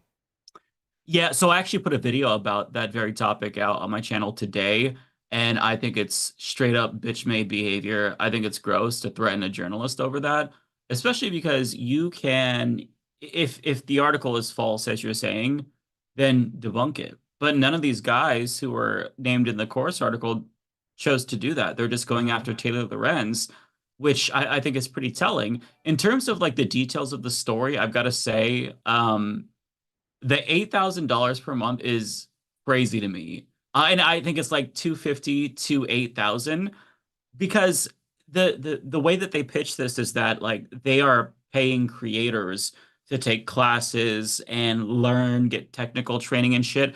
And it's weird because when I was part of TYT Network, I had to pay them. Like, they did some of that stuff. You know, they advocated for me as like my multi-channel network partner, but they got like 10 to 15% of my ad revenue every single month because of that. So like the fact that there's like this dark money group that is paying people to do this is mind-blowing to me. Having said that, though, not super surprising. And like, seriously, some of these creators, like if they were just doing all that shilling for free, then that would be even worse. So, you know, right. Get that bag, I guess, right? Like they're already saying the AIPAC talking points and, you know, worshiping the Democratic Party to the point where it seems like they never criticize them. So it's like, I mean, this just makes sense. There's a reason why they have those specific creators in this program and not other types of creators, you know? So it's a bad look. And if they just, and this is a point that I made in my video, if they just tried to rationalize it and explain, listen, we don't think that we should fight with one hand tied behind our backs against Republicans. So this is what we're going to do. You know, we don't want to unilaterally disarm, so we're going to do it. I wouldn't agree with that because I don't think you should take dark money. I think that is corrosive. But at least I would like understand their rationalization. But the fact that they just went on the defensive to me is crazy. Like it feels like they're making themselves look worse. And I don't get it. The way that they are responding is actually pretty unhinged. But you know what? I wouldn't have made that decision. And if I did, I certainly wouldn't have responded that way. It's been very telling. I've enjoyed the discourse on this, I will say. I love seeing David Pakman like just like fucking panicking, and like he's like at one point he literally said there are people that are unsubscribing and they're choosing to hurt me financially. I'm like, bro, no one owes you their money. Like if someone unsubscribes from your Substack or whatever, they're not hurting you financially. They're just like making a decision of where to spend their money. They're not maliciously trying to hurt you. They're not going out there and tweeting to all their followers like, hey, everybody needs to unfollow David Pakman. So I'm kind of really enjoying him like losing his shit, and like he had a whole debate, like a 9-minute conversation with his audience. Like, should I sue them? If I sue them, I could win. But if I won, it might be through a settlement. And if I settle, I won't be able to tell you guys what I settled for. So is it even worth? I'm like, what the fuck is this? And it very much felt like pulled from the Ethan Klein playbook of like, let's sue people for defamation. Let's fucking go. Like, I hate that shit because we're all in the same space. Hey, you just passed 11K. 11,000. That's fucking crazy. Thanks to you, bro. Thank you so much. Thank you so much for being here. You see what your presence has done. Well, thank you. Just being here for a few minutes. I'd like to think I helped, but I think it's just what you've got going on here. My dude, this is all you guys. Seriously, like as soon as I put out that list, people are like, "What?" It's like the Avengers. I know there are no women in the lineup. I tried, it couldn't work. But I mean, hey, we've got a beautiful collection of gentlemen here. Let's just go with it. Haley D says it's some Tiger King shit. Oh hell yeah! Thank you so much, Haley. It is. Sorry, where were we at? Shoot, I don't remember. My headphones cuts in and out. These are really cheap. I need to get. Well, they're not cheap. They're old. I need to get new ones. But I'm sorry, I might have missed. I forgot. Chat room, honestly, it's my fault. It's at this point, I'm surprised I can remember anything. Oh, defamation. That's right. Ethan suing people for defamation through threatening to sue. Libel bullies. Yeah. I hate that shit because we're all in the same space where we really rely on being able to like openly criticize each other. So the fact that other people here are basically trying to, once they get to like a certain level, use their wealth to shut down other people. I think it's disgusting. I'm very thankful that I live in a state where we have super strong protections against these types of lawsuits. Okay, We have sweet. anti-SLAPP laws. So it's called Strategic Lawsuit Against Public Participation. And states have these laws. Certain states have these laws because there have been so many rich people who attack journalists or people who are posting online. And it's very clearly just an attempt to stifle criticism because they know Exactly. that they don't have a case, right? In the United States, defamation is a really high bar to clear. But even if they're not going to win, just like forcing somebody to defend themselves in court is Hire a extremely lawyer. costly. Yeah. You got to hire a lawyer. But certain states now have taken action to where you can get it dismissed outright. On top of that, they have to pay your legal fees. So a couple of years ago, I dealt with this. Somebody threatened to sue me, Shit. Kim Iverson, because I criticized her commentary on The Hill. And I don't think she knew what SLAPP laws were or anti-SLAPP laws were. And she kind of found out in real time and realized, oh, shit, I actually should not do this. And she never did because it's like, okay, look, if you want to sue me, I've got student loans to pay. So you're going to be the one who's paying up because there's anti-SLAPP laws that protect me from this very thing. So, but I mean, we shouldn't have to worry That's about that awesome. to begin with. If you're in this space, I just feel like there should be an agreement to where you don't do that to each other. Exactly. There used to be this, I guess, like gentleman's agreement, for lack of a better word, that you would never go after somebody's advertisers. Sponsors. You don't go after Now, the that doesn't sponsors, apply yeah. to me. I don't really have advertisers. I did like a ground news sponsorship earlier this year. And then like 5 years before that, I did one for a coffee company in Seattle, like a mom and pop store. So it doesn't apply to me. But like there were always these like norms that we kind of abided by. And recently, that's just all gone out the window for it's out the pettiness and window. slop. And I find it really, really frustrating because again, like we rely on the ability to criticize each other. People shit on me, and they absolutely should be able to, Exactly. without worrying that I'm going to sue them. Because I think that that's fucked up. Like, just let it roll off your shoulders, move on, and don't threaten to sue. You're going to make it worse. It's the Streisand effect. It's just immoral. Yeah, That's my thoughts. It's a little bit scattered, but yeah, I hate the shit.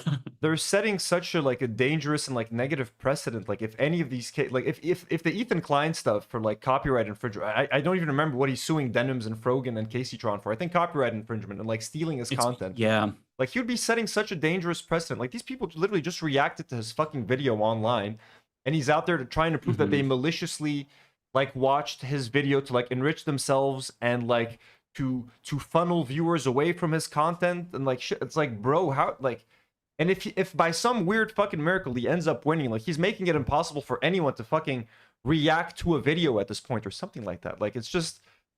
And that's what he used to do. He won a lawsuit. Like when someone years ago, like H3 beat a like a copyright law, a fair use law, and they set the precedent for fair use. It was like the Matt Haas case. Him and his wife reacted to, Ethan and Eli reacted to a video of some guy, made fun of him. The guy tried to sue them and then they won. They were able to set a precedent and won for like fair use and stuff. And now they're out doing the complete opposite, literally going after random YouTubers or Twitch streamers with a much smaller following than they do, and just trying to go after everything they have. Give me 1 second. I'm gonna get my other headphones really quick. I got you.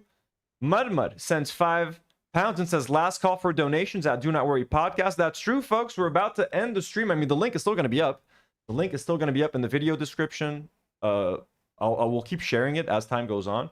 But if you guys want to donate tonight is your last chance, folks. Mudman, thank you so much for the dono. There we go. Now I can hear. I'm sorry. It just keeps cutting in and out. I've got to get new your analog is the way AirPods. to go, man. You got to go old school. Sunflower says, Mike. It's the only way. She says, Mike, good to see you. Big fan. Sunflower, thank you so much for being so generous Thank today. you. I appreciate that. Everyone is so happy to have you in here, dude. Also, I'm happy to TYT, be here. the TYT stuff. I mean, like, you've talked about this like to death at this point, but I mean, like, how weird is it seeing like, I mean, I know they weren't like your direct coworkers; you were just part of like the TYT network. But I mean, seeing like, I used to love TYT, dude. Like, I really used to like. I learned like when I had first moved to the States and stuff. It was a big part of like when like Obama was running and when Bernie was running in 2016. TYT was a big part of my media diet. And I'm kind of like, it's kind of funny. Like, it's just seeing people crashing out can be funny and entertaining. Watching like it's like a car crash in slow motion, but it's also kind of sad because part of me did really like and respect Cenk and Anna. I always did feel like Cenk was a very passionate person and he always fought for things like passionately. Anna has been like the one thing that her and Cenk have been very consistent on is like Palestine. They're still very good advocates for Palestine. Anytime Anna gets on Piers Morgan or like CNN or something, she's like calling it like it is. They have horrible takes when it comes to everything else. Like, just how crazy is it for you to watch people that you were associated with for so long, that helped, put you on the map in a way, kind of going through this shit, or not, you put yourself on the map, but like they kind of helped a little bit, maybe being part of the network, maybe added some visibility. You can speak to that. But like, what's it been like just watching it all unfold? Yeah, it's honestly been kind of crazy and kind of caused a little bit of an existential crisis in me. Not really a crisis per se, but I really I admired them a lot, just like you did. So, to see Anna Kasparian in particular, who, I considered her basically a friend, like we never met in person. But like to see her kind of go down this Dave Rubin path, it made me think like, oh my God, if she can do that, can I do it? Like, is there something that's going to break my brain and cause me to go down the same trajectory? Because I mean, like, nobody's safe. I mean, everybody is, susceptible to changing their opinion, but to me, it was so jarring to see them make that turn and do it so quickly. So it's been really weird to watch. I think that by now I've kind of just come to accept it.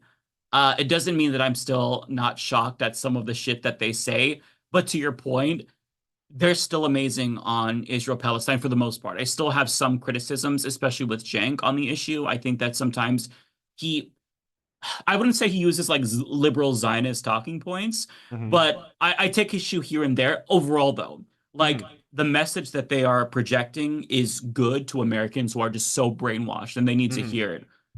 So if they're going to get on, cable news and Piers Morgan and shut down these talking points that have been fed to us since we were children, basically, I think that's great. So I will hold my fire in certain instances, or try to at least, unless they really say something that's fucked up that needs to be corrected. But yeah, I agree with you. It's just every issue now, I just take issue with so much that they say. And I know that it's hard for a lot of the people that work there because, they have these interns and stuff. Of not, course. Not interns, but, and like, they have these producers. JR, who's been there for so long. Like, yeah. I heard him like, yeah, he doesn't agree. Yeah, after like Cenk talked to like, was it Marjorie Taylor Greene and shit? Like JR like made a whole separate video. Like, you shouldn't give these people any fucking leeway, bro. Like, he's trying to like, they're trying to like appeal to him. Like, I watched Fran's interview with Cenk. Like, that was insane. Yep. Like, when they for like over an hour, where like that basically was the reason like their relationship broke down. It was after that like. It's just been kind of crazy. And like, and they're also associating with like some of the most unsavory people. Like, Anna's working for the Valuetainment Network for PBB. Yeah. And she's on her take, and she got a tampon thrown at her. It's like, is that what you want? Like, you want to shun and like alienate the leftist audience that supported you to get a tampon thrown at you by the guy who was on a podcast that just invited Netanyahu on last week? Like, yeah. she's great on Palestine and Israel when she's on Piers Morgan, but like, she's literally working for the Valuetainment, whatever the fuck, the Valuetainment company or whatever. I think so, yeah. Patrick Bet-David, they literally had Netanyahu on their show last week. So how do you... Disgusting. Like, you're getting paid by these people, and they're throwing tampons at your face when you're sitting at a table, like, for being emotional or something. So, but God forbid that somebody, or like, I don't know, your doctor or something calls you a fucking birthing person, right? Right? Like, oh shit, yeah, how fucking dare you? Or like the Venezuelan gangs or whatever the fuck she was on about. Like, what was it? Yeah. Was it Venezuela? Yeah, it was. There was this. It was from like a year ago now, but there's a really good video from YouTuber Jose who went through this thoroughly. But like, it was about this story that they ran with that was a right-wing concocted narrative about like these Venezuelan gangs taking over an entire apartment complex, and even the police department was like, this did not happen. And the police, like, if they can be hysterical about crime, like, they're going to do that. But they were like, no. And it's just crazy. Like, sure, you could find evidence that there are gang members there. But yes, there are gangs in the United States. I feel like that's not the same as them taking, like, create, like, they were trying to concoct this image of like, oh my God, the gangs have like formed this shadow government or some shit. That's not what TYT said, but that was like the hysteria surrounding the story. And it really does play to like the lizard brains of Americans who see just any amount of crime and they start like to lose their shit. So the fact that they played into that was crazy to me. You know what I kept imagining anytime she would talk about that apartment? Have you seen Dredd, like the one with Carl Urban, the most recent Judge Dredd movie from like 10 years ago? Yeah, it's been a while, but yeah, I did see that. They go into that building. It's just all gangs every floor. It's like The Raid. Basically, they have to go like from one floor to the next to get to the mob boss. I was like, that's what I was like. I'm like, is that what it is? Like, gangs took over a whole apartment complex. Yeah. Like, what does this look like? And I'm imagining like this fucking Judge Dredd movie like sequence in my head. I'm like, is that what's going on? I'm like, I don't know. Like, honestly, I'm in Lebanon. I don't know what the fuck is happening. I'm like, what is this true? Like. That's what Americans think, honestly. Some Americans actually believe that that's like the reality, because they don't ever leave their homes. They just watch Fox News or local news all day. Local news might be worse than Fox News in terms of like crime hysteria. So yeah, here's what I will say about the Anna Kasparian thing. I've learned a lot through this, and I think that the takeaway for me at least is you can avoid a crash out if you are able to show some humility and not lose your mind over criticism. Because that's what I think ultimately it's about. Yeah. The whole thing regarding the birthing person bullshit was that people who were her friends were criticizing her, and we should have reached out to her publicly. And we talked privately after that, you know, and I was trying to like explain, okay, I didn't mean to come at you publicly. I just felt like I had to denounce what you said because I didn't agree, yada, yada, yada. But like, you can see that they really do, at least Jenk in particular does this. They actually seek out criticism. They lose their shit. He loses his mind and seeks out the criticism. Never seek out the criticism. And to the extent that you see criticism of yourself, and you're gonna learn, like, as you get bigger and bigger online, which you will, you're gonna see the craziest shit ever about you. But you have to let it roll off your shoulders and like try to ignore this instinct that you have to weigh in and correct them, because it doesn't matter. Like I've been dealing with, since being part of TYT Network, the allegation for years that I'm taking Katzenberg money, which is an investor that's like a Hillary Clinton donor through TYT. And it doesn't matter how many times I reply and say, no, I did not get paid from TYT. I paid. It doesn't matter. You paid TYT. I paid TYT. It doesn't matter though, because certain things and narratives will get out there. And if you really hyperfixate on them, they will make you lose your mind. So you just have to basically stay the course, and your viewers are going to know where you stand. And that's the best that you can hope for, because you're not going to be able to shut it all down. And if you try to, you will crash out. So you have to avoid that. That's at least what I learned. And I think that if most creators get that and they understand that, then they will not go the path of like the Dave Rubins and the Anna Kasparians. Just like, don't freak out about criticism. It's okay. Don't always assume bad faith, or the worst, just like take a fucking chill pill. People just need to smoke more weed, I think. Like that's the solution. Just be chill. With you, absolutely. And that's very sage advice, to be honest with you. I'm already labeled an anti-Semite in like the H3 crowd, because like that's who I'm beefing with essentially. They're like, just because I said that hummus was not Israeli food and that they appropriated Arabic food, and they're claiming hummus and falafel and all that shit as Israeli, I was like, that's kind of like, that's cultural appropriation. For that, I was labeled an anti-Semite. You have half the internet, whoever watches H3, but like, who gives a fuck? Like, it's. Yeah, I mean, listen, I've been called every single name in the book, like every single name. And at this point in time, I literally don't think any insult is going to affect me. Like, I'm not saying that I have like the thickest skin in the world. There are some really creative people who can like say something that fucks with my head. But you just have to accept that like there are people who are going to believe the weirdest shit about you, and there's nothing you could do about it. But just let it roll off your shoulders. Because yeah, I mean, anytime I post a video about Israel, anytime, people are calling me anti-Semitic. There's no escaping it. So it's like, you know what? I'm going to say what I believe. I am not anti-Semitic. I know this, and I don't have to prove this to other people. And I'm just going to continue to stay the course, because there's nothing I could do to convince these people who use, you know, that allegation to shut down criticism of the genocide and, you know, my government's complicity with the genocide. So I'm not going to fall for it. So yeah, that'd be my advice for you, my unsolicited advice for you. I very much appreciate that advice. And from someone who's been doing it as long as you and who's as successful as you, like I don't want anyone else giving me that advice except you. Did they end up passing that resolution that basically outlaws criticizing Zionism, or like if you criticize Israel, you're basically anti-Semitic. Did they end up passing that, or did that like never make it through? I don't know. They passed a bunch of different resolutions to where if you criticize Israel, then that's tantamount to anti-Semitism, or maybe it was like a certain definition that they adopted that was the same thing. It's really hard to tell because there's a lot in like 37, 38 states. You can't actually get a state contract unless you sign a pledge saying that you're not going to criticize Israel. It is absolutely outrageous that and they're trying to outlaw BDS.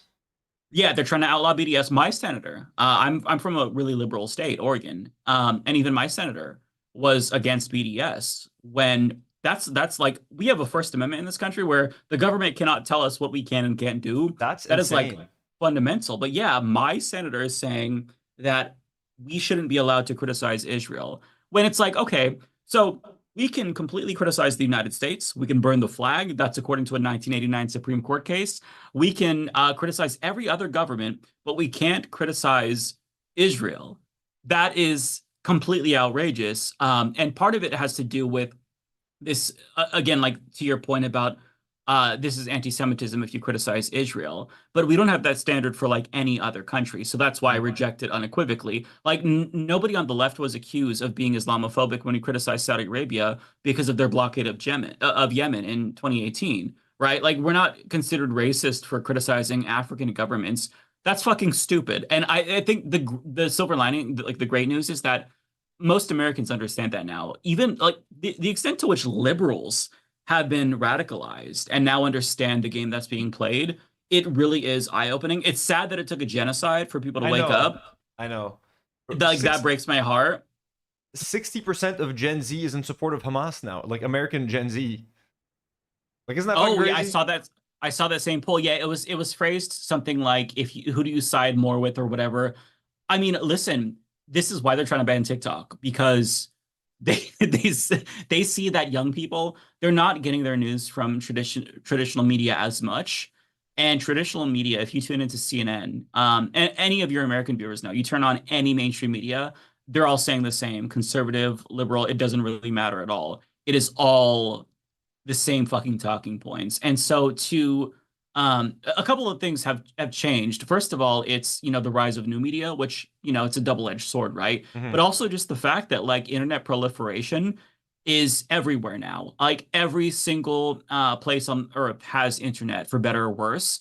And we don't have to take it from, these secondhand sources. We have Palestinians uploading videos themselves. And so you can't really, there's something so radicalizing about that. It's like when Americans got images from the Vietnam War, mm-hmm. and they didn't understand what was going on in Vietnam. And that was so radicalizing. Like they were spitting on troops that were coming back. And in America, that's like taboo. Yeah. So the same thing is kind of happening now with Gaza, where Americans are seeing firsthand. And like you can't show somebody a picture of like somebody getting murdered, or you can't tell them the story about Hind Rajab and mm-hmm. say, oh no, you're anti-Semitic if you condemn that. Like just instinctually as human beings, that's just like repulsive and cynical and bad faith.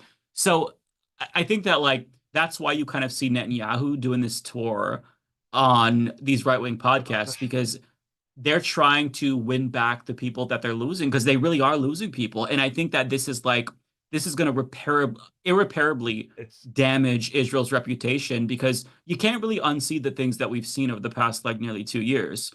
No, it's crazy, man. And I've been, I kept like, is there one, like, I kept talking about, and if you have to go, please let me know. But I know. Oh, no, we're still good. I'll go for a little bit longer. Okay, awesome. Did you watch the video of Hammo Khalid, the grandfather carrying his young granddaughter, Reem, calling her soul of my soul? Literally, like, as she's dead in his arms, he's like kissing her eyeballs before like laying her to rest and stuff. Like that to me is etched in my brain forever. There was a video of like a little baby, I remember, made of ash at that point. It was literally like a baby in the shape of a baby. It was completely made of ash, and like they pick him up and then like he evaporates in like his parents' arms. We've seen the most fucked up shit over the last like 2 fucking years. Yeah. And it's we'll never forget any of it. You don't forget any like, of that all of shit. This is etched into our minds forever. It's different moments, like obviously like the worst stuff, like the deaths have that really makes me nauseous. But the moments that have really stood with me are like the moments where you see suffering of children. And the first one that really stuck with me was like this boy who went into his room and saw that everything was destroyed, and he was just crying, and he was like, "This is gone now. This is gone." Like his computer was destroyed. And there was another boy who was like 11 years old, same age as my nephew. So that's why it like really like it stuck with me, where he was his dream was to be a YouTuber. He wanted to make it. He was doing really well, actually getting a lot of viewers. Struck by the IDF, murdered. And so like these and also the recent one for me is this kid who is this is much more recent. It's during the like the actual famine days, like where children are starving. This kid like just picks up a clump of sand, puts it in his mouth, and says, "There's no food. We have to eat sand." That one really broke me. And like I'm referencing a couple of videos when there's thousands of them out there that so many people have seen. And this is going to have such a profoundly radicalizing effect on our entire generation. And not just like young people, older people as well who have access to, new media. And so, yeah.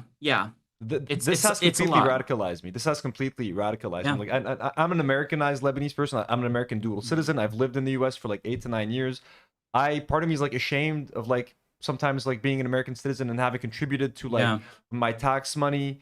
A part of me wants to connect more closely and deeply to my like Arab roots. Like I grew up based on, I watch a lot of American media, a lot of American movies, TV shows, comic books, all that sort of thing. And part of me is like, I kind of resent that now. I'm like, and a lot of these creators that I looked up to, writers, artists, people that shape the stuff that I love, half of these fuckers are Zionists, bro. It's like, I'm like, holy shit, like none of you guys value me as like a person or anything like that.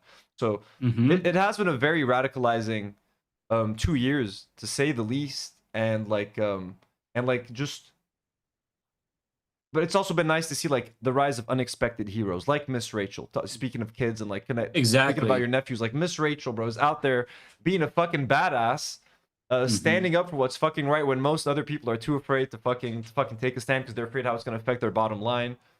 So why you know who's real and who's full of shit, who is a bad person and who's not. And somebody made a point that was like, oh God, I'm blanking on it now. I'm losing my point. But there's a different point from Omar El Akkad. He said this on like the 23rd of October in 2023. He was like, one day there's going to be a day when everyone is going to say that they were against this when it's convenient, when you don't lose anything. And I think that's already starting to play out. But even before it gets to that point where it's universally recognized for what it is, it's illuminating to know what people are doing when they're seeing the worst crime against humanity unfold. It's one of those situations where it's like, oh, what would I do if I were alive during slavery or the Holocaust? And somebody made the point, you're doing it right now, and it's like your reaction is, it feels like not enough because it's not enough. Like it makes you like feel so powerless because there's not a lot that you can do to stop it immediately. And there's something about that just is so horrible. It's like it's happening because we are complicit. Our tax dollars fund it.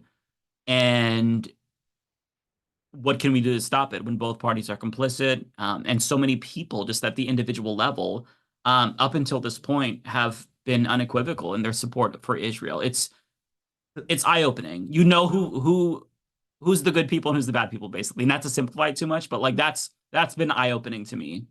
And to be honest, and I'll let you go after this. I spoke with the 2 Palestinians today, both living in Gaza. I spoke to a gentleman named Mohsen who has been one of the keys to this fundraising. He's been he's been reaching out to a lot of like YouTubers and stuff, and he's been able to start this like organization back home where he's been distributing food and basic food stuff. I spoke with him and another young gentleman called Ahmad Sarsour, who's a poet, and I asked both of them like, is there any like hope? Like, what do you see yourselves doing?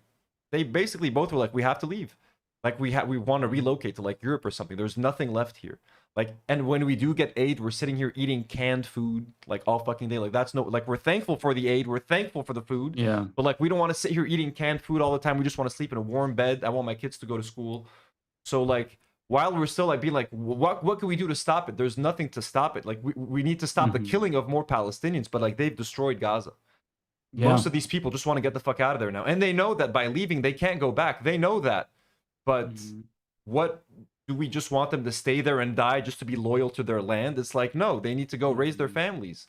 So, and I was like, part of me, when I asked them, like, I think part of me expected them to say, "Oh, we're fucking staying. Like, it doesn't fucking matter what we're doing. We're fucking staying." And like, but no, they gave me the realistic answer. They gave me like, bro, I have a fucking family that I want to fucking raise, or I want to start a life. I want to work.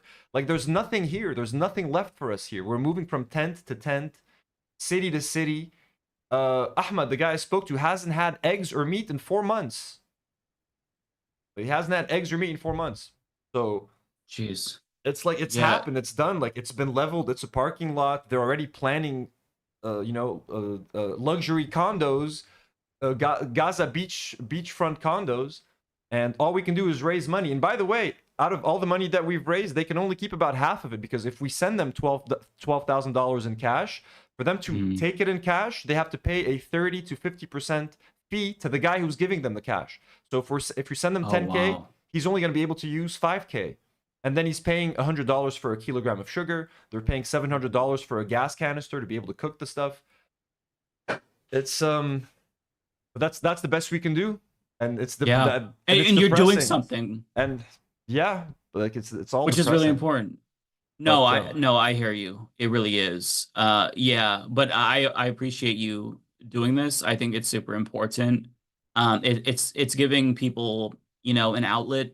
It's giving people hope that, just the fact that people care is really important, because it's easy to think that, like, my God, like, there are so many people who are silent, or so many people who don't even know what's going on. And that's wild. So the fact that there are people who are doing this, who are still engaged, that's the silver lining. And I know that that's not a lot, but like, I'm hanging on to every little shred of light, because there's not much else, unfortunately. And we appreciate people like you so much. And like, you're out there in the States. I mean, like you're even less connected to this and like than we are. And to see someone so far away take a stand and talk about this and keep it in the limelight, we very much appreciate it as Arabs, because we're pretty dehumanized in the rest of the world. So to have good people like you fighting the good fight, and like, I really look up to you. I really appreciate you being here. Thank you, I'm man. so thankful that you took the time to be here today. I hope we get to do other stuff, and that, like, this is not the last time I want to talk to you, obviously. Such a massive fan. I hope you keep killing it. Thank you so much for being here. I'm so glad that you're like, we're closing off with the Humanist Report. Mike Figueiredo, thank you so much for being here, man. I love you so much. The chat. Oh, but by the way, as soon as you mentioned smoking more weed, everyone went fucking crazy in the chat and started toking up. You guys are a bunch of fucking degenerates in the chat. Okay. I love that. Good for them. I love your chat. They're amazing. So everyone lit up their whatever the fuck they were smoking after you said that. So, Mike, thank you so much. Someone just donated another 50 Canadian dollars. Sailor Katracha says, shout out to the chat. W for everyone in this community. Each of you made a positive difference in someone's life, whether you know it or not. It will get better. Thank you, Anthony and Haley, for organizing this and your empathy. Mike, thank you so much for being here. Good luck with the shoot. Say hi to everyone for me. I will. I would love to we'll have to bring you on. I would love to. Hey, anytime you need a Lebanese contributor you want to get, I'm more than happy to be on. Love all of you guys. Say hi to everyone for me. I would have sat there and watched, but I think I need to get some sleep. Yeah, get some sleep for sure. It's 3 a.m. you said? It's 3:38. Yeah, it's almost 4 a.m. Damn. Well, you did a great job today. You crushed it. Get some sleep, brother. Thank you, my dude. Have a great day. Good luck with everything. Thank you so much for being here. It meant so much. I'm so glad we got to talk. Same. All right, take care. Bye, Mike. We did it, folks. What a luck. Did we speak to anyone that wasn't amazing today? Did we speak to anyone? No, we didn't. Sailor Katracha, thank you so much for the donation. Folks, we did it. 14 hours, 13 hours of live streaming. Holy shit. We've raised 11,260 pounds. We wanted 5,000 pounds. We more than doubled that. And we're not even looking at the super chats. That's about $400 in super chats over here, with what, like 1,700 from the other chat or 1,600 from the other chat. That's like $2,000 in super chats. So we've raised over $13,000, like $14,000. How much is pounds to dollar conversion, folks? What is that? Zoom. Let's close Zoom. God, I don't want to do any Zoom calls for the next year. Dahlia says 10-10 for every guest. No, seriously, what a fucking lineup of guests. Everyone was so fucking awesome. Dana says, Yatik al-Afi, Anthony, please sleep all day tomorrow. Oh, tomorrow I'm bro, yes, Demi has such a badass event tomorrow. Let me tell you guys about it. Someone, a fan of the show, actually hired Demi to go tattoo at their wedding. So they're both, I think both people that are getting married are fans of the show. And they saw Demi, I think, on one of the streams, and they found out that she was a tattoo artist. So they hired her to go to their wedding, and she's basically going to sit there and tattoo any of their wedding guests that want to get tattooed. So I'm going to be joining Demi tomorrow. I'm going to try to get some nice footage of her. Try to lend whatever help. I'm useless when it comes to tattoo, but I'm just going to be there for moral support. But that's what she's going to be. So I'm going to sleep all night, and then I'm going to wake up, and then I'm going to get dressed, and we're going to go with Demi, help her with her gig. It's going to be super nice. I hope I get some nice footage of her. But yeah, that's fucking dope. Her doing that, like how fucking crazy is that? If anyone else wants to get married in Lebanon and wants to hire a tattoo artist, you are forbidden to hire anyone other than Demi. Canaan. Days of Demi from Cosmic Studios. Yeah, let's play some Water Park Simulator. What do you guys think? Anthony looks like he just finished 2 shifts of truck driving. I know, right? It was crazy. The way it all flowed seamlessly needs to be studied. Like, what flowed? So it looks like we made it. We did make it, folks. We made it. We did it. Let me see what happened to the other stream. I had to cut out the Overzealot song from the other video because it got copyright thing. But now it's monetized again. Okay, cool. We can get some ad revenue from that. Folks, I'm a little tired. Is it weird? Like, do I go sleep now? Is it over? Ezip says, great stream, Anthony. You did an amazing job. Every conversation was engaging and focused on the guest's interest. We tried our best. Sailor Kachacha says, Darren, I missed Uninformed Leftist. That's all. You can catch up to everything on the VODs. They're gonna be back. Good night, everyone. Thank you so much. Thank you so much to everyone who donated, including AB Starkiller with a $300 dono. Mike from PA dropped in a $420 donation. Thank you so much to Mike from PA. Jim D. Dukers dropped a $500 donation, and a bunch of you guys were dropping in super chats, donations. Jordan M dropped a generous donation. All of you guys. And if I don't mention someone, please don't think that I don't think your donation was generous. I saw people donating £2 fucking pounds. Fucking thank you. Thank you to everyone, man. Like, it doesn't matter how much you donate. Everybody's working hard. No one's fucking rich. We're at 337. Still making money. Should I keep the live stream going for like 17 more minutes? 316 of you donated. There's 316 donators. Another anonymous person. There was an anonymous person that donated $1,000. Another anonymous person donated $200 here. So many interesting names too. Payda Mongain. Everyone is so generous. Everyone is so sweet. I'm recognizing a lot of your names here, folks. Viewers, people that were in the live chat, people that are patrons, members. Goddamn, you guys are all so sweet. This is great. I hope this makes a difference for Mohsen. I just hope this helps them on the ground, bro. Haley, you just gifted 5 Do Not Worry memberships. Thank you so much, Haley. That's very sweet. My sister and my mom donated. My sister and my mom, Steph. Merci, mom. Merci, je vous aime, je vous embrasse. Mwah. My sister and my mom watched the whole stream, and they both donated, and they're saying that they're very proud. Thank you so much. I mean, hey, look, I wish we could have made more money. Shit, it would have been nice to make 20 grand, 30 grand, 40 grand. But you know what? Next week, Bat Hasbara is doing another fundraiser. So whoever couldn't donate today, next week, I encourage you to go to Bat Hasbara and donate. Harley, thank you so much for putting this together. You are a hero. You've helped raise, I don't know how many tens of thousands of dollars at this point. So Harley, thank you so much. Haley, thank you so much for helping us with the page. Nour, Karine, thank you so much. All of our amazing guests, Bunker Cat, Chris Kunzler, Comrade Casey, Ahmad Sarsoud, Mohsen, Harley, Overzealots, Matt Lieb, Mike from PA, Idubbbz, Daniel Maté, Uninformed Leftist, Humanist Report. With that, folks, I shall bid you adieu. Tonight I will. I'm not gonna do the time codes tonight. I'll do them tomorrow or something. Okay. Good night, everybody. Much love. And as always, free Palestine. Do not worry.